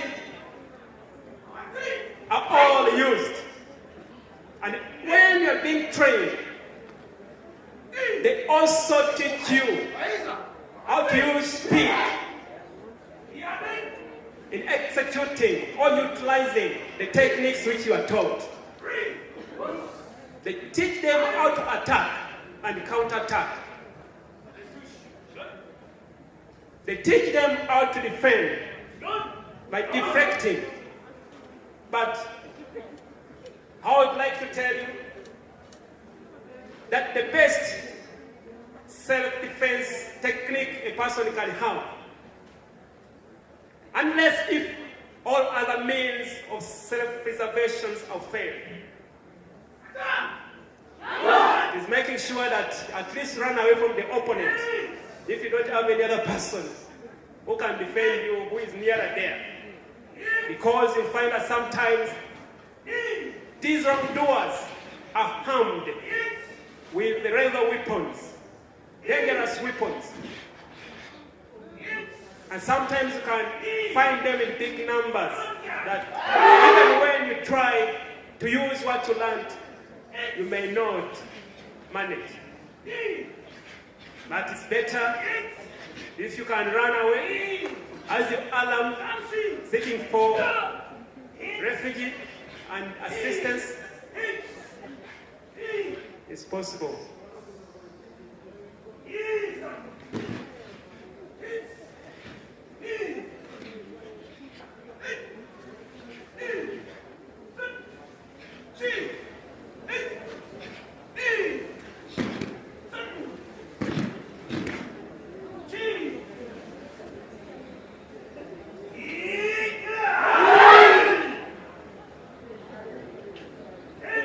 The power which is exhibited is rare enough. In case that they touch an opponent, it cannot remain up.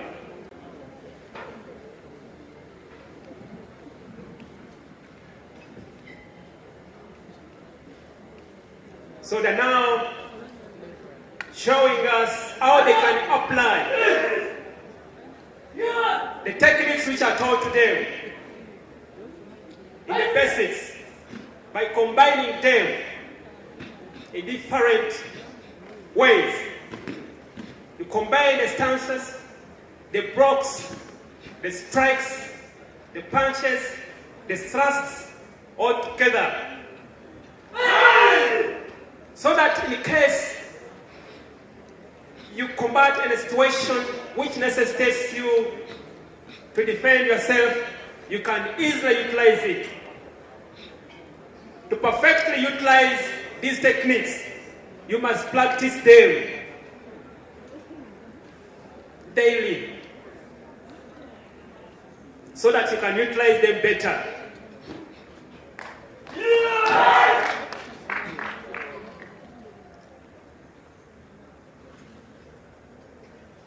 All those are half-threats of police who are capable to represent this nation in all international competitions. In fact, when the Commonwealth Games are to be hosted in Birmingham, UK, come late July to early August, police has qualified a number of sportsmen and women who are going to be on the team, because it has been known that when it comes to thorough, efficient, effective representation at international championships, police has been doing it better.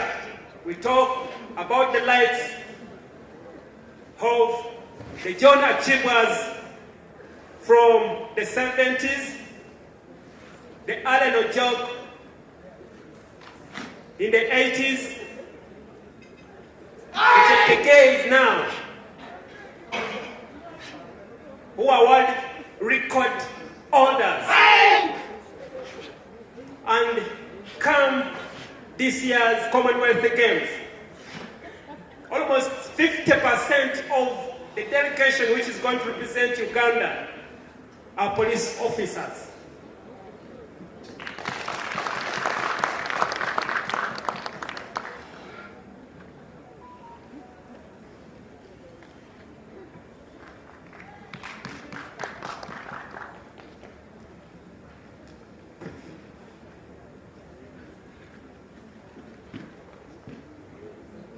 So we're having Police Constable Mainomo Gisha Moses and Police Constable Nduga Edris Hassan showing us some techniques of self-defense, that in case you are attacked outside there, if you are trained in these techniques, how better can you defend yourself in order to survive?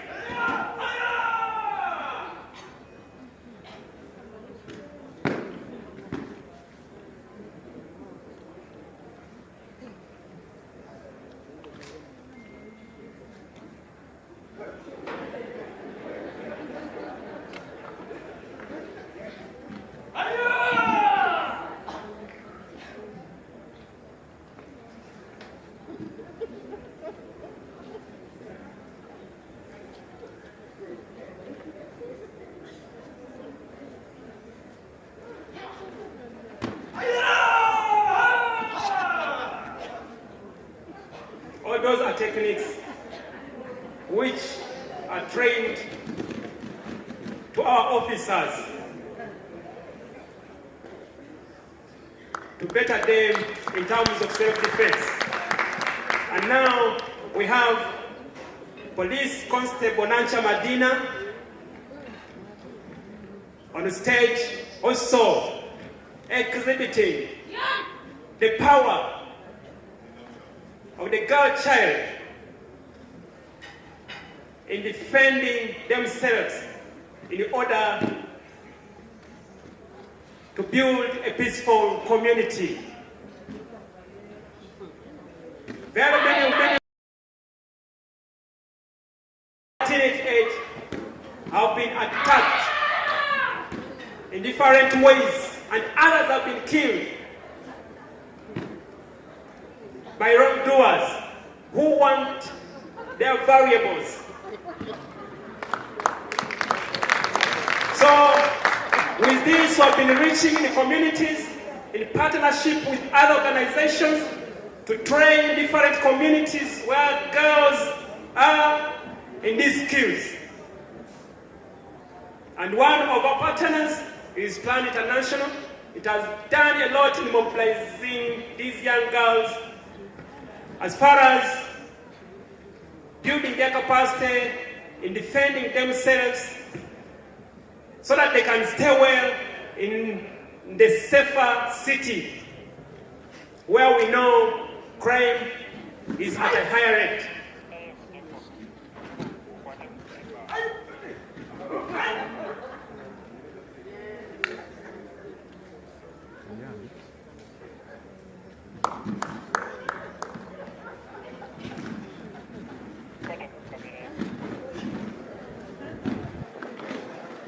That's part of the high techniques of training which build that iron spirit within officers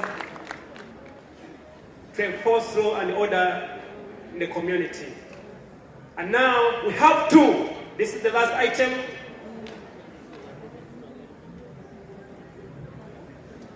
On the team of karate. And they're showing on how you can defend yourself from the swords. Although they train us to use the sword at parade commands, but they also teach us how you can utilize it and provide security to yourself as a person and also to the entire society.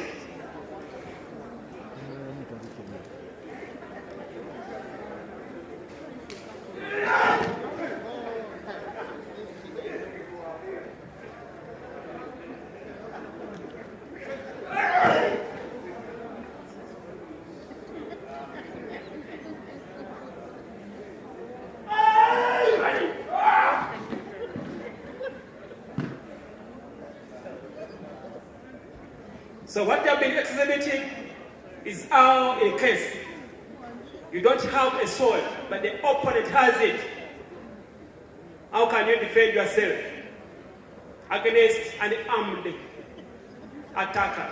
Now, in the case most of you have swords, really, how can you use that sword to defend yourself when most of you have swords?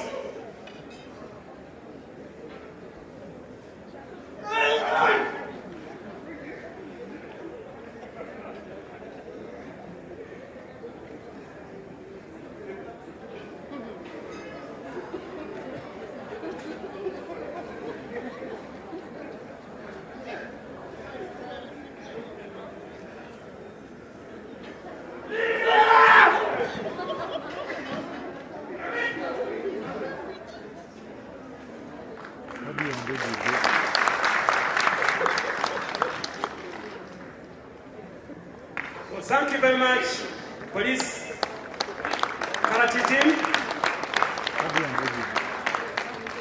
And after some speeches, we shall also have the last team, which is the police taekwondo team, when it's called upon to come and exhibit what they have prepared for us.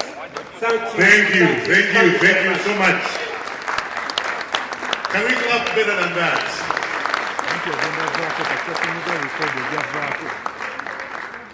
Once upon a time when I was young, I used to do that. I can long. Yes. Were you there when I was young? Our chief guest.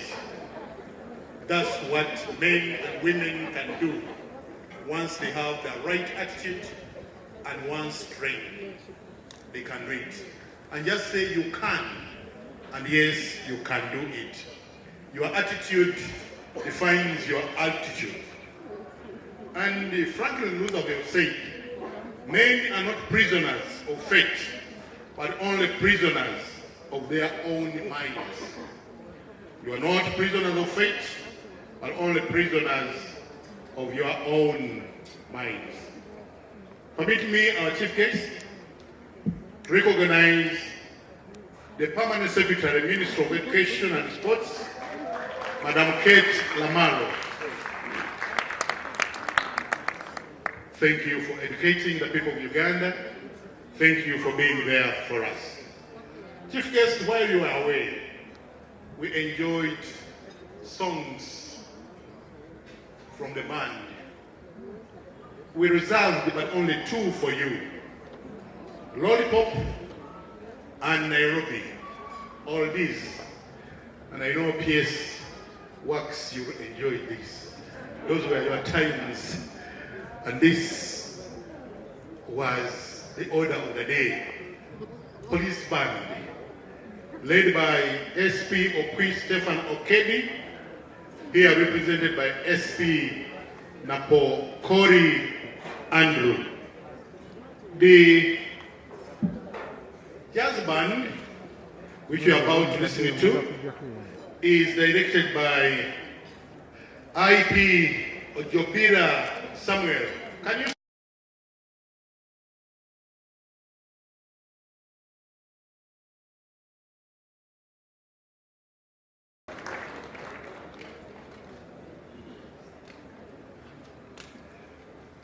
And the band is constituted by PC, Kabonaje Naro, solo guitar.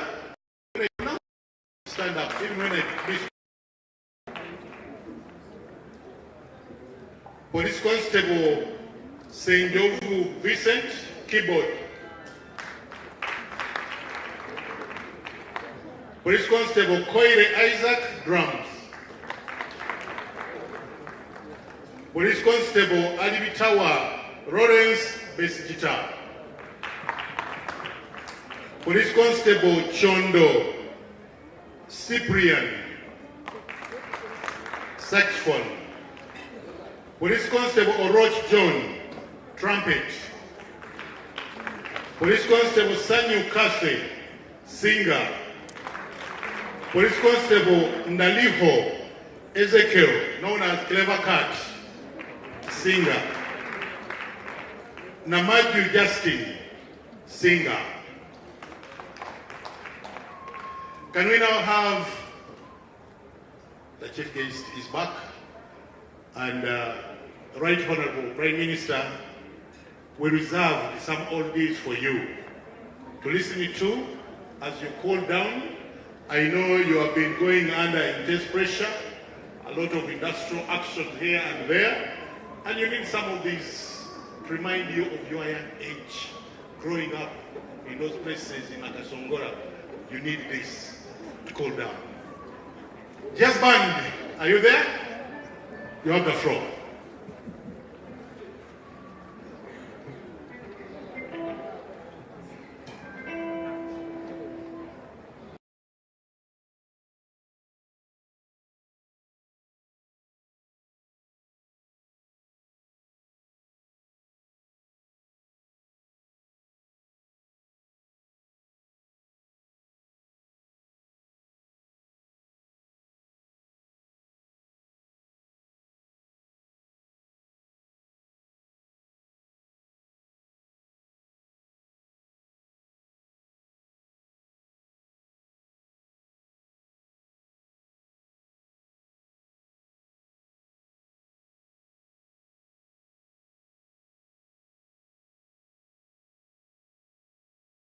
In a few minutes after the two songs.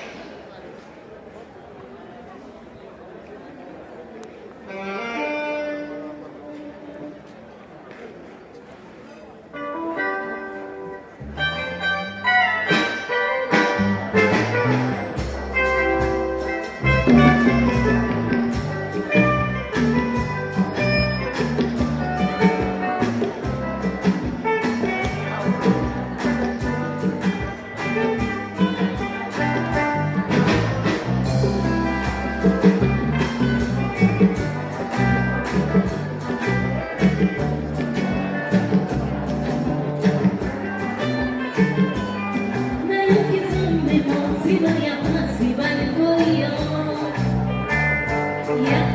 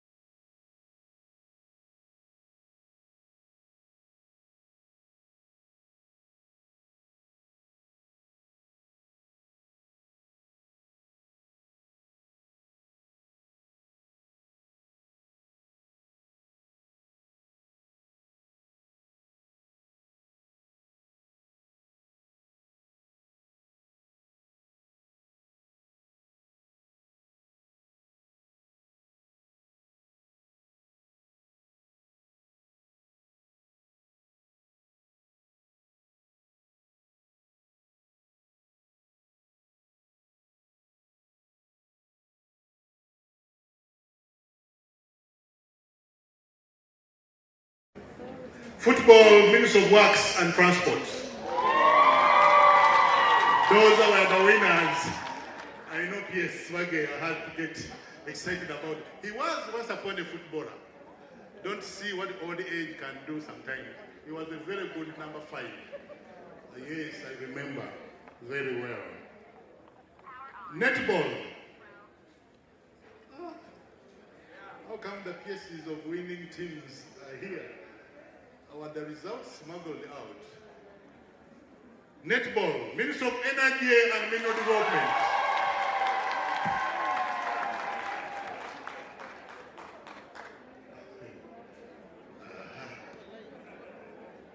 Volleyball, Ministry of Public Service.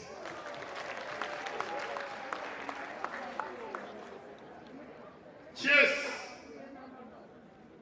You want to guess? You want to try your guess? PSKT, it's not education. It's Ministry of Public Service once again.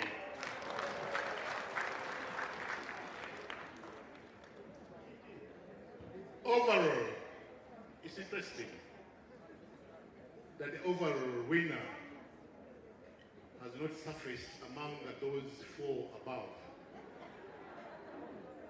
But it's none other than now the head of public service may want to go back. State House.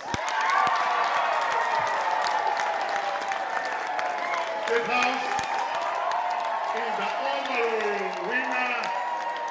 You can see the State House comptroller. Second position. Second position is none other than Ministry of Public Service.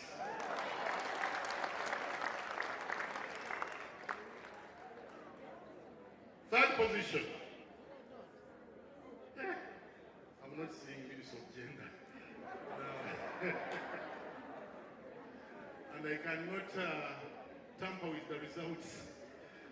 These were highly automated, and so you cannot tamper with them. Ministry of Works and Transport. Those are the overall winners.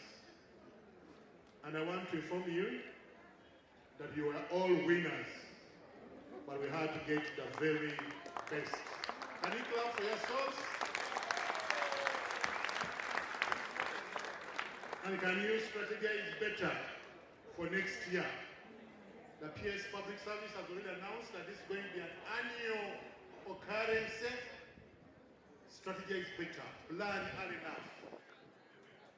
Plan early enough and train so that you are able to win.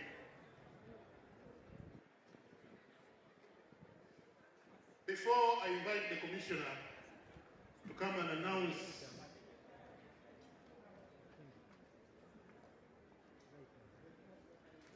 winners in a different category, can you allow me to call Afande OJ and Afande Mia?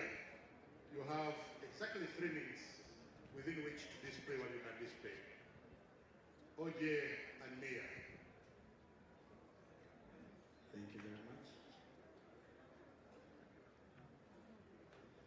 I'm known by names Afande OJ, Inspector of Police Ojo Bureau,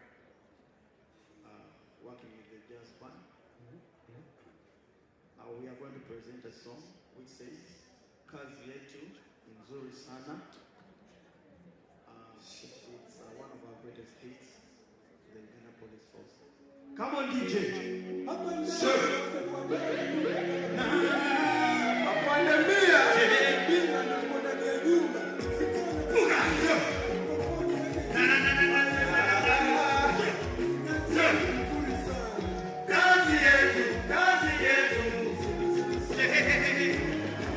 Kazi yetu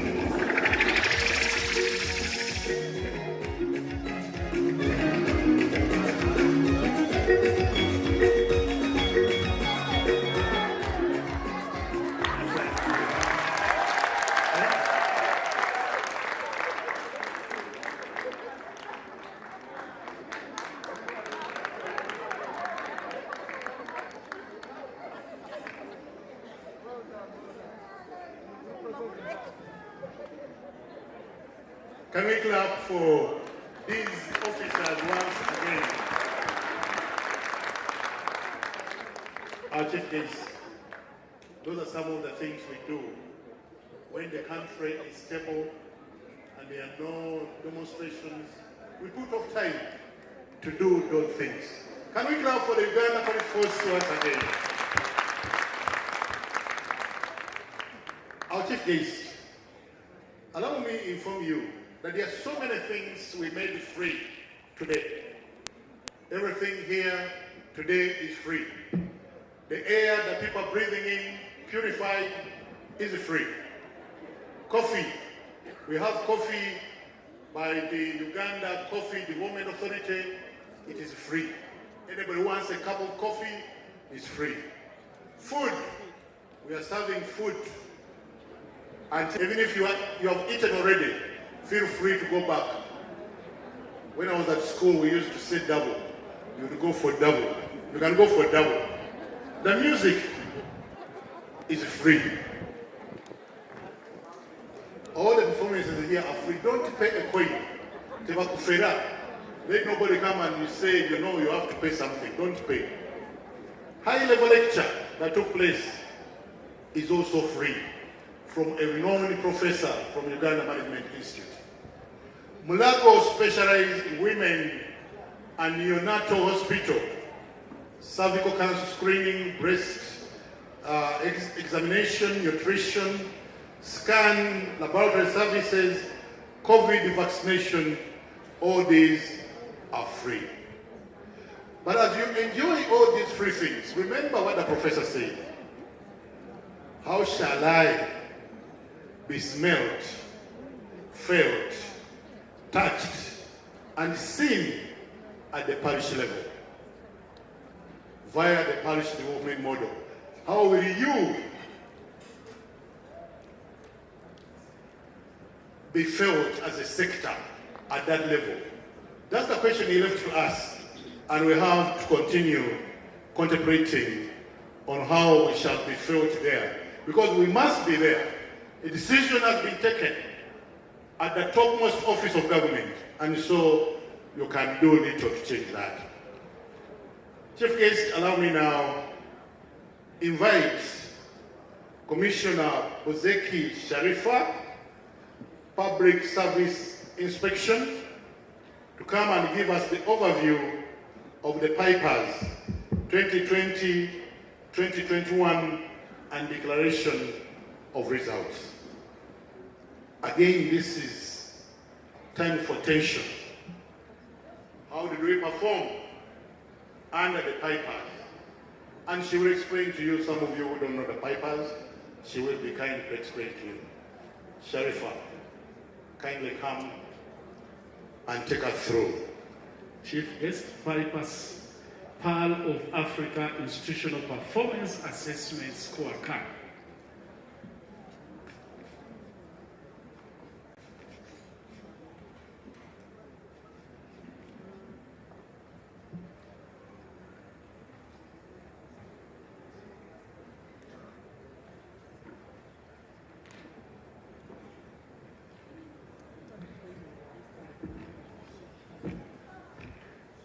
The Prime Minister, Minister of State for Public Service, the Head of Public Service, our presenter for today, Permanent Secretaries, Heads of Departments around, ladies and gentlemen, good afternoon.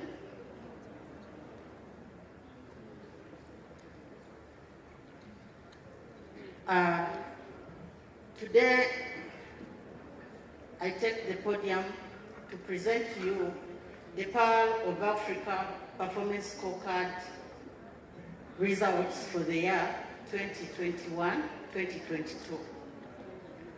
The Pearl of Africa Institutional Performance Scorecard Assessment is done by the Ministry of Public Service. We may want to know why the Ministry of Public Service. The Public Service Act 2008 bestows the authority to manage and administer the entire public service on the Minister for Public Service. The Ministry of Public Service, therefore, undertakes inspections to verify, validate, confirm adherence to established standards, processes, systems, procedures, rules, and regulations in the delivery of services by all government institutions. We undertake these inspections majorly to promote conformity and uniformity in the delivery of public services, to assess the level of effectiveness, efficiency of government ministries, departments, agencies, and local governments. We also inspect to ensure government policies are being implemented effectively and efficiently. We also inspect to ensure that we strengthen the demand side of accountability for results across government. We also undertake these inspections to be able to build the civic competence of the Ugandan citizen so that we enhance transparency and accountability. When we come to inspect, we also interact with the communities you serve. And overall, it is to ensure compliance with the standards which we have already agreed on as government. Honorable Prime Minister, after inspecting, we crown the inspection with what we call the Pearl of Africa Institutional Performance Scorecard. In this scorecard, we look at 4 perspectives. The 4 perspectives include stakeholder or client engagement. How are our government institutions engaging the clients? We also look at the systems and processes which are used in delivering the services. We also look at how resources are being managed. We also look at a perspective of leadership and strategy. How is the institution being driven? Are all staff aligned to the strategic direction of the organization? Out of those 4 perspectives, we rank the entities based on a 5-item Likert scale, where we have our entities performing very unsatisfactory if they score 1. If they score 2, that will be unsatisfactory. If they score 3, satisfactory, and then 5 is the highest, which is excellent. Honorable Prime Minister, this year we sampled 37 entities. We had 18.9% regional referral hospitals. We also went into the district hospitals. We also sampled 25 local governments and 3 municipal councils. And from the past experience, Honorable Prime Minister, we have seen that the number of institutions which are being sampled have greatly improved. And they have increased in number. We now have a 19% increase, because in the year 1920, we sampled 26 institutions. In 2021, we sampled 31 institutions.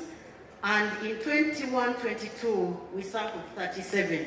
So we are hopeful that as we go along, our coverage will increase.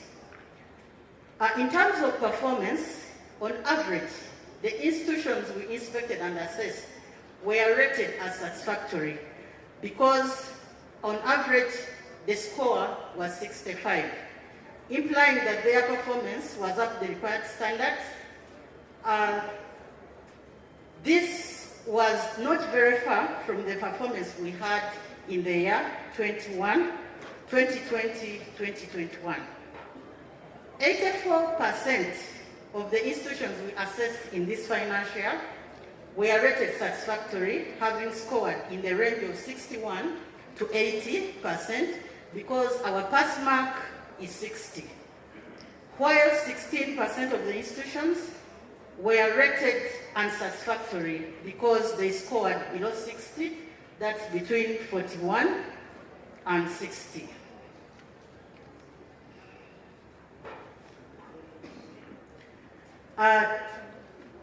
Honorable Prime Minister, as I said, we have 4 perspectives which we assess. If we are to look at the first perspective, which was our level of engagement with our citizens, clients, and customers, this particular perspective was measured to establish the extent of orientation, our preparedness to deliver satisfactory services to the citizens, and our scale had 10 dimensions. In these dimensions, we looked at whether our institutions have client charters, which are the tools we use to communicate to our service recipients on the services we offer as government. The second issue we measured is availability of service delivery standards. If our clients do not know the standards against which we deliver our services, then it will be difficult for them to hold us accountable for what we do or what we have not done. We also measured presence of complaints management mechanisms and feedback management mechanisms. We looked at the time and speed we use to deliver our services, the quality of these services, how our clients perceive the fees we charge. We looked at how available our services are in terms of coverage, how far have we gone in delivering these services, and lastly, we looked at customer care. In this perspective, Honorable Guest of Honor, majority of the perspectives in this, majority of the dimensions in this perspective, which is 8 dimensions out of 10, were scored between 61 and 74, implying that they were satisfactorily delivered on. The highly rated dimension, dimension was customer care and customer experience, which scored 74. However, presence of client charters and level of adoption and application of service delivery standards still scored below average, below the score, the minimum score, which is 60, and it scored 41 and 45 respectively. Client charter scored 41 and standard scored 55. We have declined in this particular dimension because after the launch of the NDP3, it was a requirement that all programs document service delivery standards. It's a key reform, and we have not taken big strides on this. So we are still having a score which is below the pass mark. Honorable Prime Minister, 13% of institutions inspected did not had client charters, but the level of ownership of these client charters was quite low.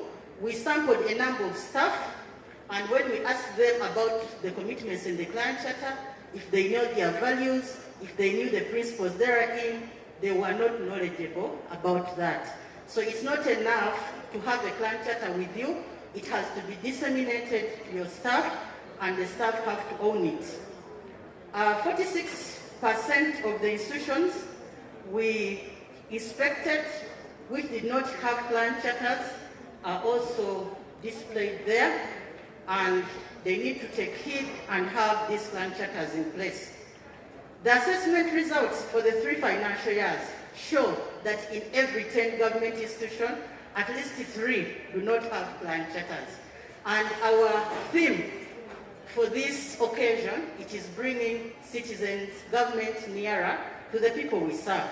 So, client charters are accelerators of that very aspiration. We need to do a lot to ensure that that is done. Our second perspective is systems and processes. Under systems and processes, it was generally rated 65, but we had the best performing being results orientation of systems, followed by pension and payroll, but the worst performing were management systems, information systems, communication systems, and records management. For those who celebrated with us the Public Service Day last year, Records management was ranked the last. There is some little improvement, but there is a lot to be done to improve in this area. Guest of honor, 59 of the institutions we inspected had their best communication systems defined, but they were not being used internally and externally. We saw in some, they had the communication plans, they had the communication methods they are supposed to use, but they were not being used, though they knew them. In 27% of the inspected institutions, the strategies were defined, but they were not utilized at all. And the details of those institutions are clearly displayed on the screen. 70% of the institutions that were inspected, the payroll management systems were rated satisfactory, removal and access to the system was prompt, the payrolls were regularly updated, and contained valid records. However, in 8% of the institutions we inspected, the payroll procedures were not being complied with, removal and access to the system was slow, the payroll was not, some records were not up to date, and it contained invalid records. This affected those 3 institutions we are seeing there, and that is Jinja Regional Referral, Kagadi DLG, and Bale Regional Referral Hospital. Although the institutions we inspected had performance agreements and appraisals for staff in place, 19% of the institutions we inspected, staff performance targets were not well defined. And those we managed to check the files included Hoima DLG, Hoima Regional Referral Hospital, Kagadi, Kakumiro, and others, as you can see them displayed there. The third perspective is management of resources. Under management of resources, in 9 out of 10 institutions we assessed, this was rated at 68, except for knowledge and information management, which scored 57%. It's not a surprise that knowledge and information management scored 57% because it has a link with records management and communication. If we are not communicating well, if the records management procedures are not being followed, then we have a problem on managing knowledge and information. Guest of honor, sir, 76% of the institutions we assessed were rated management of resources as very satisfactory, and 19 rated it satisfactory in relation to all government institutions adhering to the approved plans and budgets. So we are looking at the government institutions which were implementing activities and programs which were planned and budgeted for. There was remarkable improvement in the functionality of the budget desks and finance committees in the entities we visited, which explained the level of transparency we are seeing. Processing of payments claims was rated satisfactory. It was being done in line with the approved procedure and commitment control systems. It was perceived to be quick and transparent. In as far as time management is concerned, 54% and 43% of the institutions were rated satisfactory and very satisfactory, respectively. We found out that mechanisms for tracking attendance and management of time were in place, and over 80% of the staff were complying with them. Now, even if we got a satisfactory and very satisfactory score here, it does not mean that we have it, because attendance has to be 100%, and we are still at 80%. The last perspective is leadership and strategy. On average, leadership and strategy scored 64%. 46 of the inspected institutions had costed strategic plans in place, which address all the issues with clear outputs and indicators. However, they were still rated unsatisfactory. Why? It is a requirement that the strategic plan has to be approved. And by the time of inspection, all these institutions had not obtained a letter of approval from the National Planning. Inspectors, we don't consider drafts as substantive documents, so they did not score well in that. And we are saying it's almost 3 years of implementation of the NDP3, and institutions are still operating without the strategic plans or approved district development plans. Chairperson, Honorable Guest of Honor, we made a number of recommendations arising from those findings. We recommend that ministries, departments, agencies, and local governments document and apply service delivery standards in their work processes, and they should be able to implement valid client charters so that we improve our client experiences and customer care. A number of them had expired client charters and some were still in draft, so they could not get a score there. The Ministry of ICT and National Guidance should support MDAs and LGs to raise the level of digitalization, adoption, and utilization of various management information systems for effective service delivery. This may require us to strongly advocate for procurement, installation, and maintenance of the prerequisite ICT infrastructure in terms of connectivity, intranet, function websites, and so on. Positions for IT cadre were created in the structures of both local government and central government ministries and departments.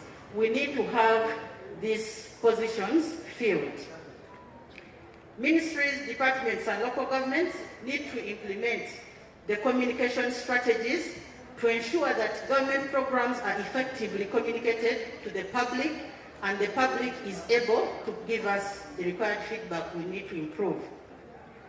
All staff efforts in ministries, departments, and agencies should be aligned to the strategic direction of the institution.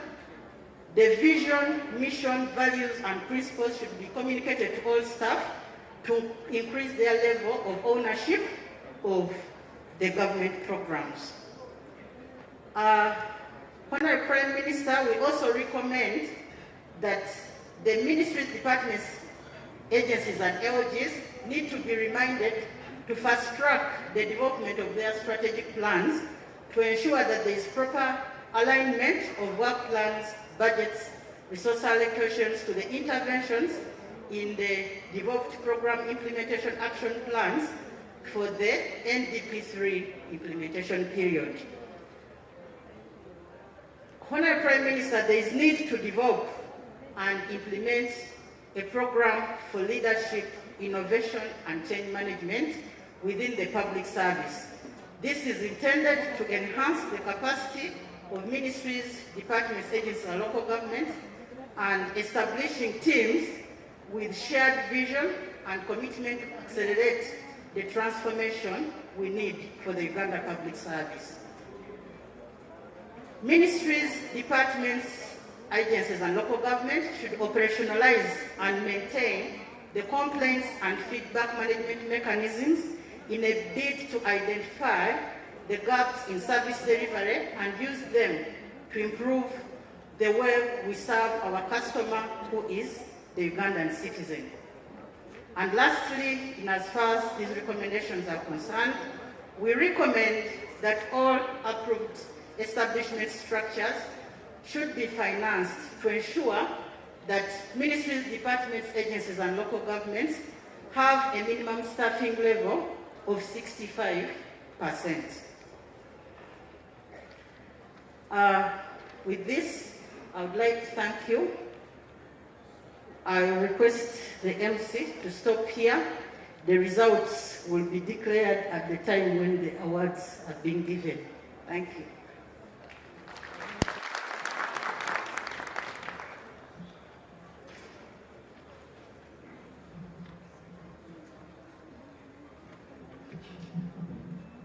I'm sure that's meant to keep you on tension, to also be able to listen very attentively until the end. Thank you, Commissioner Sharifa, for that presentation of how we have performed and the areas we need to do better. When I announced that State House is on top, some members of State House got excited. And they want to give a song. One young man wants briefly to give you a song. Then I'll have one oldie, Susie collection from the band. And thereafter, we shall go into the speeches. Just remind you that blood donation is going on. And blood donation for men is for those 17 to 65 years, and for women, 17 to 50 years. If you are below that, we shall not allow you. I will also be inviting, on request, Mr. Kambula Milton, Peace Service Ambassador. You have been requested to say something, and I will be inviting you, and you'll be utilizing your 3 minutes to communicate to us. So please prepare. State House.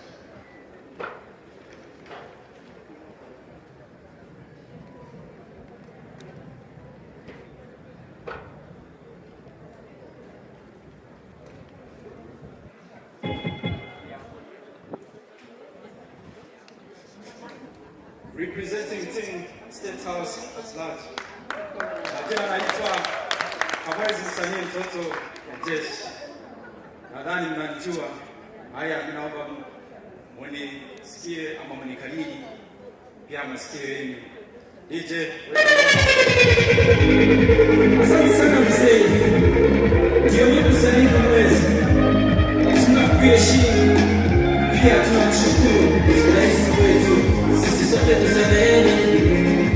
Asante mzee. Amani tulipata.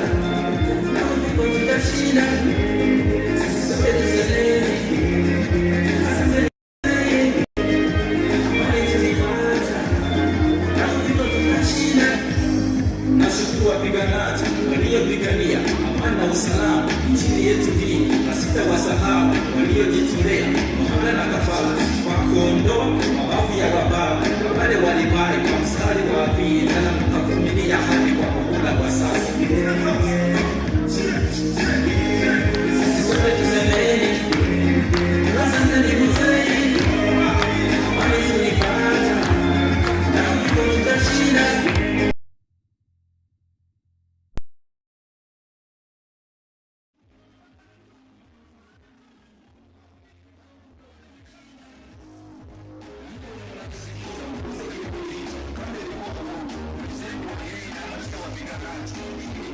Jenerali wetu amabashe mbali kama hamjatosheni jenerali polisi na pia tena baba jenerali kuleta hawa ni waziri wa vita na kadhalika.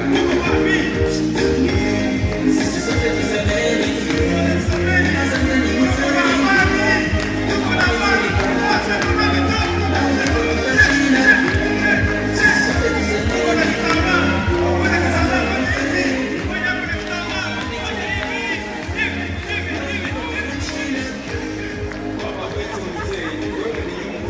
Nchini yetu hii umetuongoza taratibu na wewe ndio mfunguo wa usalama.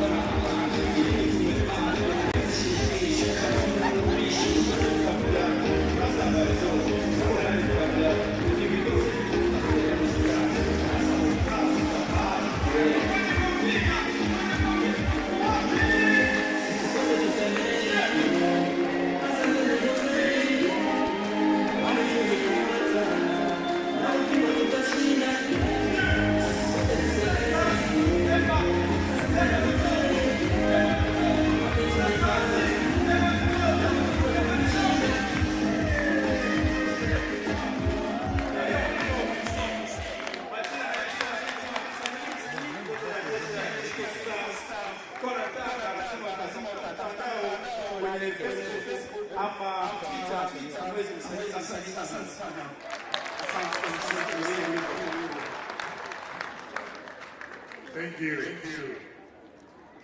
Now, if you don't know that Swahili is the second official language of Uganda, you can go and ham. Can I invite the jazz band?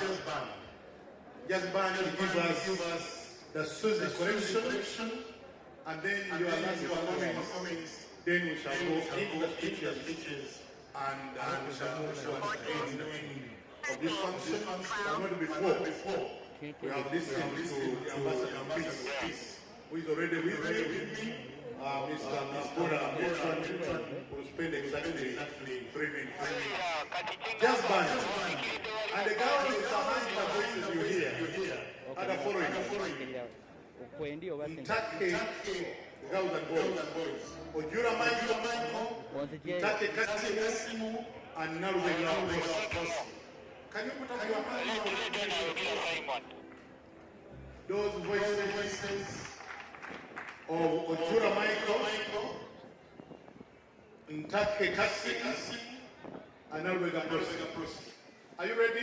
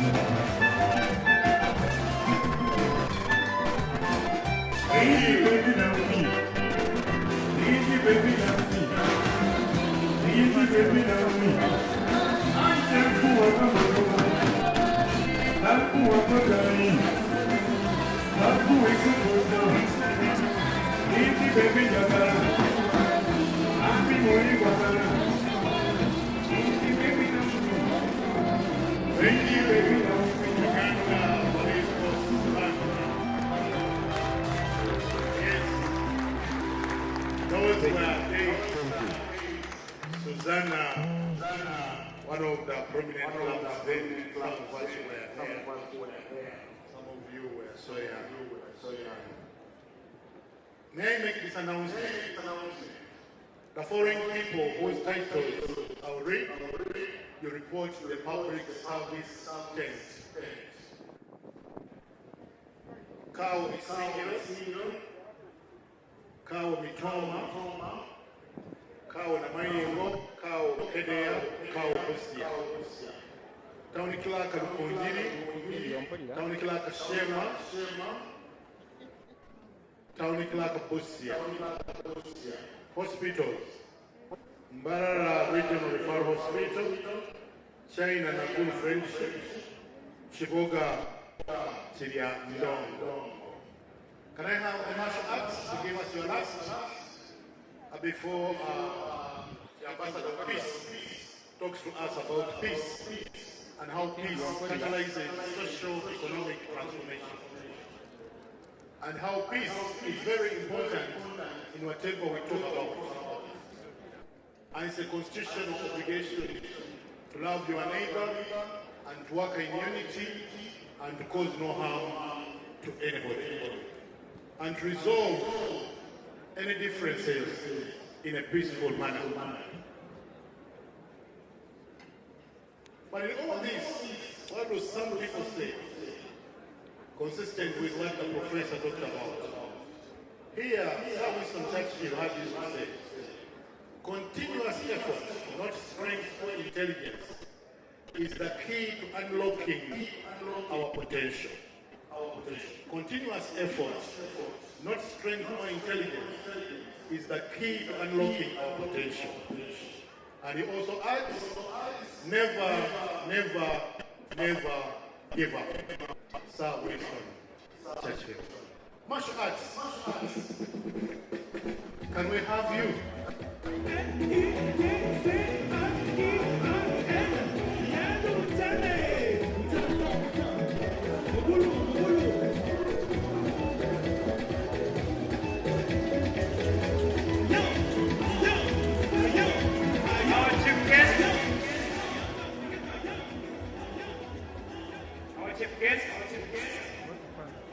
Again, very grateful to come back and present to you our last item on the exhibition of martial arts as a defensive sport. Because of the space here, the team is going to exhibit from there. So cameraman, you can focus to the team so that the whole audience can view it properly. So before you is the police taekwondo team, which is known for having won various medals all over the world, and are here today to exhibit the skills of martial arts which they learned, and these are the same skills which have enabled them to efficiently protect the community, the lives and property of all the citizens of this country, Uganda. Our martial taekwondo team, please, you can start. Cameraman, make sure the high table is able to see. Position yourself. So the first item is the basic techniques, which is the combination of the foot and blocks. Basic fundamental techniques which are taught to these police officers to build their capacity in enforcing the laws of Uganda. So the team is made up of various practitioners who also, at the same time, are physical fitness instructors. It is this team which has made sure that the wellness of all police officers in terms of fitness is maintained. You know, when police officers train in the training school and they come outside here to do the normal duty which they're supposed to perform, they take long to exercise. But as the sports department under the Directorate of Welfare, Production and Sports, it is our mandate to make sure that we check on the fitness levels of all police officers. So we have various training centers around Kampala and other regions outside Kampala. So you are free to join us in our classes, wherever we train from. Mostly on Saturdays, we are always at Chagon Rugby ground. At the Directorate of Fire and Rescue Services, we are always training from there. At Kawempe and Kami, we also train from there. And then on daily occasions, we train at Police Training School, Chibuli, where the CIG headquarters are based. So here we have the taekwondo team, which has promoted, because sports is also known to promote tourism through active participation nationally and internationally. We attract sports lovers also to come to our country. So as they go and win, they raise a flag high, and other people also will know that Uganda exists. And with that, they also come. As I've seen in the previous performances, we had foreign friends who had joined us because of the different engagements which we have been going to represent our nation. So what they're performing is pattern Warang or Warang Tun. This is a combination of the basics of the hands and the foot in terms of strikes, thrusts, punches, procs, so that they can practice and build their capacity so that in case it reaches the real life scenario, they can effectively defend themselves as individual police officers and at the same time as providing security to the whole nation. Lighting yoyo. So now what they're going to exhibit as a viewing on the screens are the self-defense techniques. Here they are portraying that in case a girl child is trained, how can she effectively defend herself to live safely in all the communities wherever they live. So we have the female police officers defending themselves against attacks in different ways from the male counterparts. So they are trained in the blocking, the takedown techniques, the attacking, and the counter-attacking techniques. So we train them on how to defend themselves in case they are attacked from all directions, from the front, from the side, from behind, against and the attacker or any person who is attacking them using a dangerous weapon.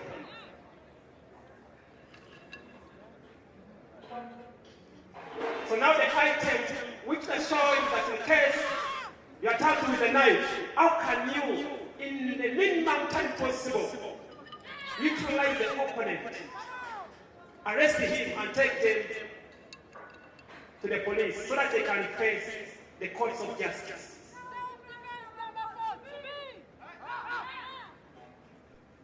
That's in case the attacker has held you from behind.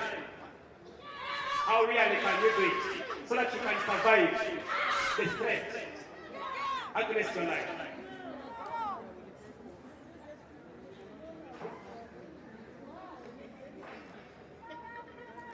After that item, we shall have also to exhibit the a bit high special techniques of the food. So we have done it off the carpet so that we can portray the life through which police officers go through outside there where there is no carpet, which they use during training. Because here they face people on the streets in different ways. They jump water streams. They jump fences because most of these criminals are still trained. You know, they train during daytime and they disturb the citizens during the night time. So this team is known for the good work it has done in building the capacity of the girl child outside there, in bettering them by training them in self-defense techniques. We have done this in schools and in different communities, in the ghettos, where mostly the rock people stay. So we are trained to effectively protect the lives and the property of the citizens of Uganda, so that we can bridge the gap which is left there. You know, there is always a gap between police and the government. I mean, there's community, there's citizens and the government. But when we reach there out, and we better the wananchi, then our image, which is known as bad, can be bridged. That's renewing the image of the police in the community.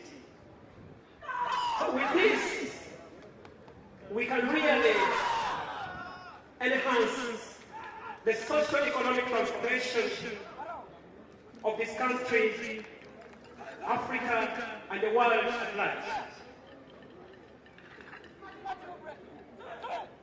So next,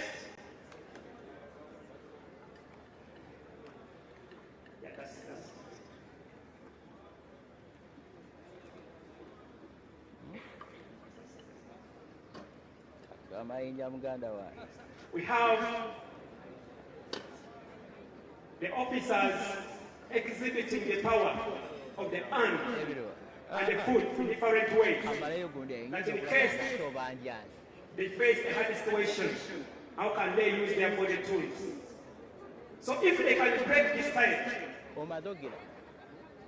then the criminal outside there should know that they should never joke with a police officer.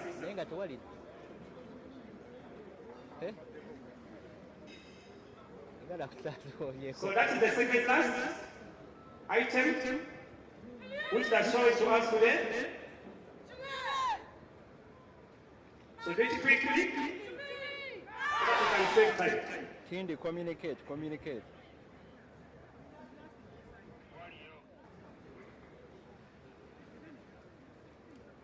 So we have woman police constable, Fiona, demonstrating the power of her body tool as far as self-defense is concerned. Here we portray that in case you have been attacked by different people from all directions, how quickly can you do it to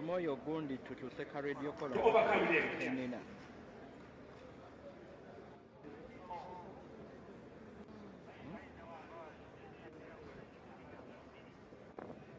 That is measuring. Hello? Yeah? In your life you cannot measure, but in training we teach them so that they can do it in the proper distance. After this one we shall show the last one where one woman is going to fight two criminals, two men.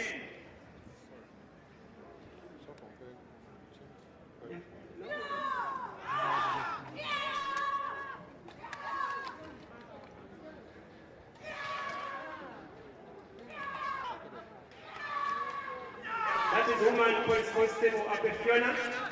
Thank you. Then we have Bisi Oche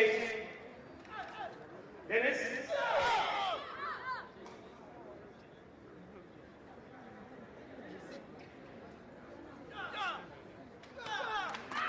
Thank you. Please, now the Betty and the group, can you come on stage?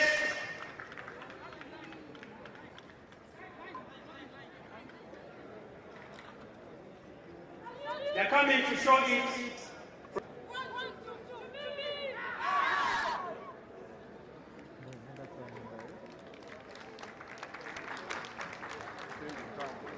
Please, Betty, hurry up.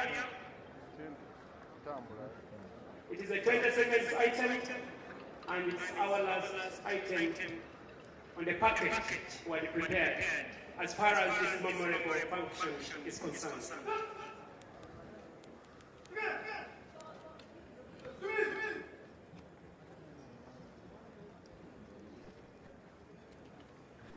Here, a woman moving on the street with her phone attacked.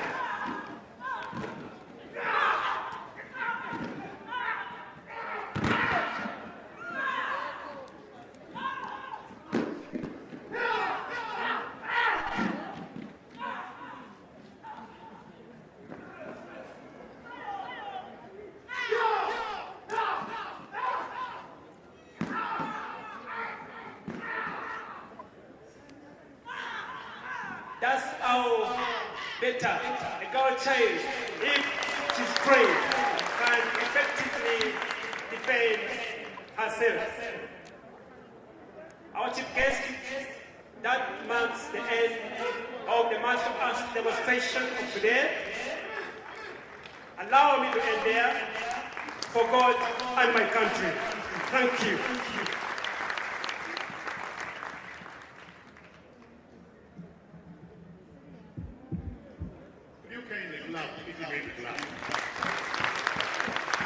Thank you. That's the mighty Uganda Police Force. Our chief guest, the cost of GDP in this country is 77 billion. If you have a number of these counts, I think we can do away with gender-based violence. Thank you very much, and that ends the entertainment. Can I now invite, on the request of the chief guest, Mr. Kambura Milton, Peace Service Ambassador, to tell us your story in 3 minutes.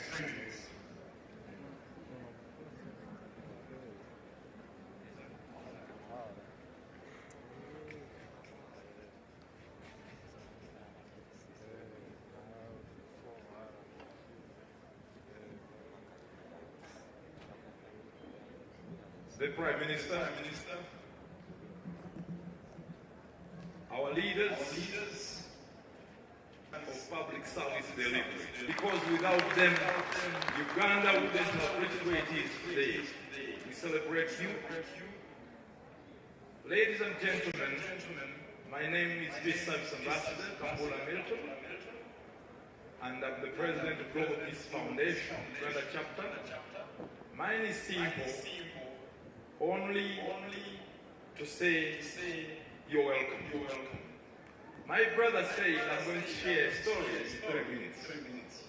Already 1 minute is gone. I'm remaining with only 2 minutes. What I can only share with you that because of COVID and the disruptions of technology, and it seems the wars in different countries will not end. And Africa, while it is dependent on the importation of probably 78% of everything it uses, just as the President called on us to become free, but most importantly to use what God has blessed us with.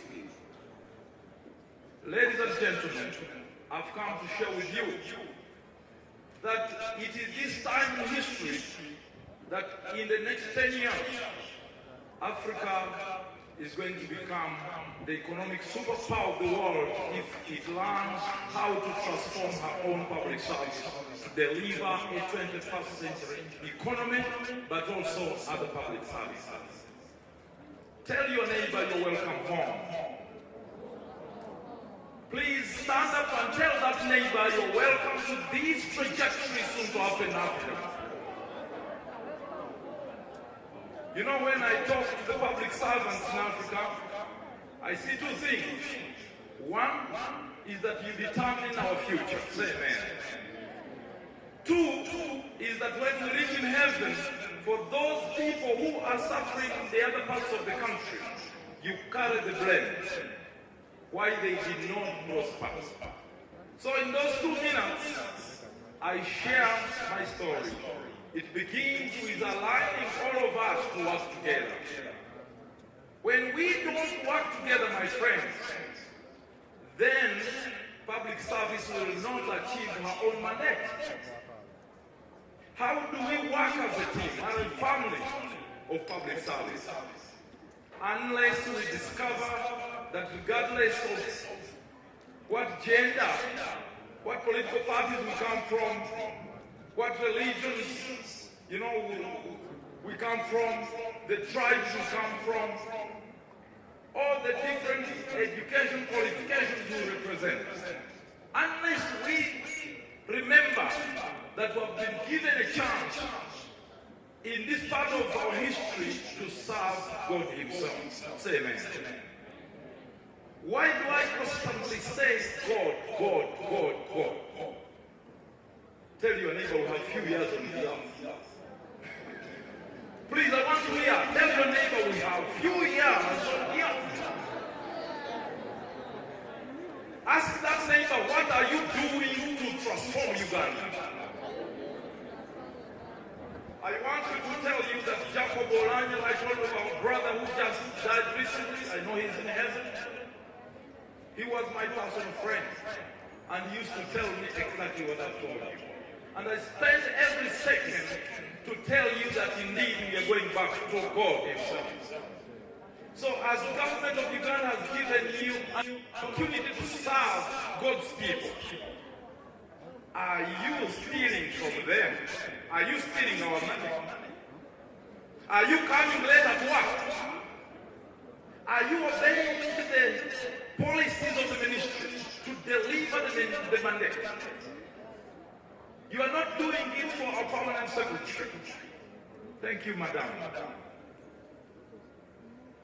Ladies and gentlemen, what I mean is that we must unite today to deliver the mandate of government. And we can only do that when we are united. If we are united as one family under God, then we are not going to take pride in saying my position, because we are working for one goal.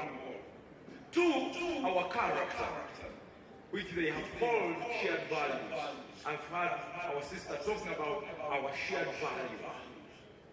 Unless we share values, the values of prosperity, of integrity, of compassion, patriotism, then we can build this country. This is the time when resources are becoming smaller and smaller. But the demand for improved quality service delivery is increasingly high, and the population is increasing. Then it requires that we must use the little to achieve cross-sector outcomes. This is when I add on to say we must demonstrate universal values and doctrine. United States is trying to say, yes, Ukraine. Yes, you. In the DRC, everyone is saying, hey, M24, M26. Is it 24? What? I don't even know where these names come from. The Russians are saying the war, I think, must continue. In Uganda, there are those who watch our friends making exercises and say, my belly must be there, no problem. I must continue stealing. I don't know how they say, those with belly, some of us are the ones who are corrupt. I think it's the wrong information. What I'm trying to say, wars will not end. Wars will not what? Will not end. What can only end is us here today to improve on our mindset.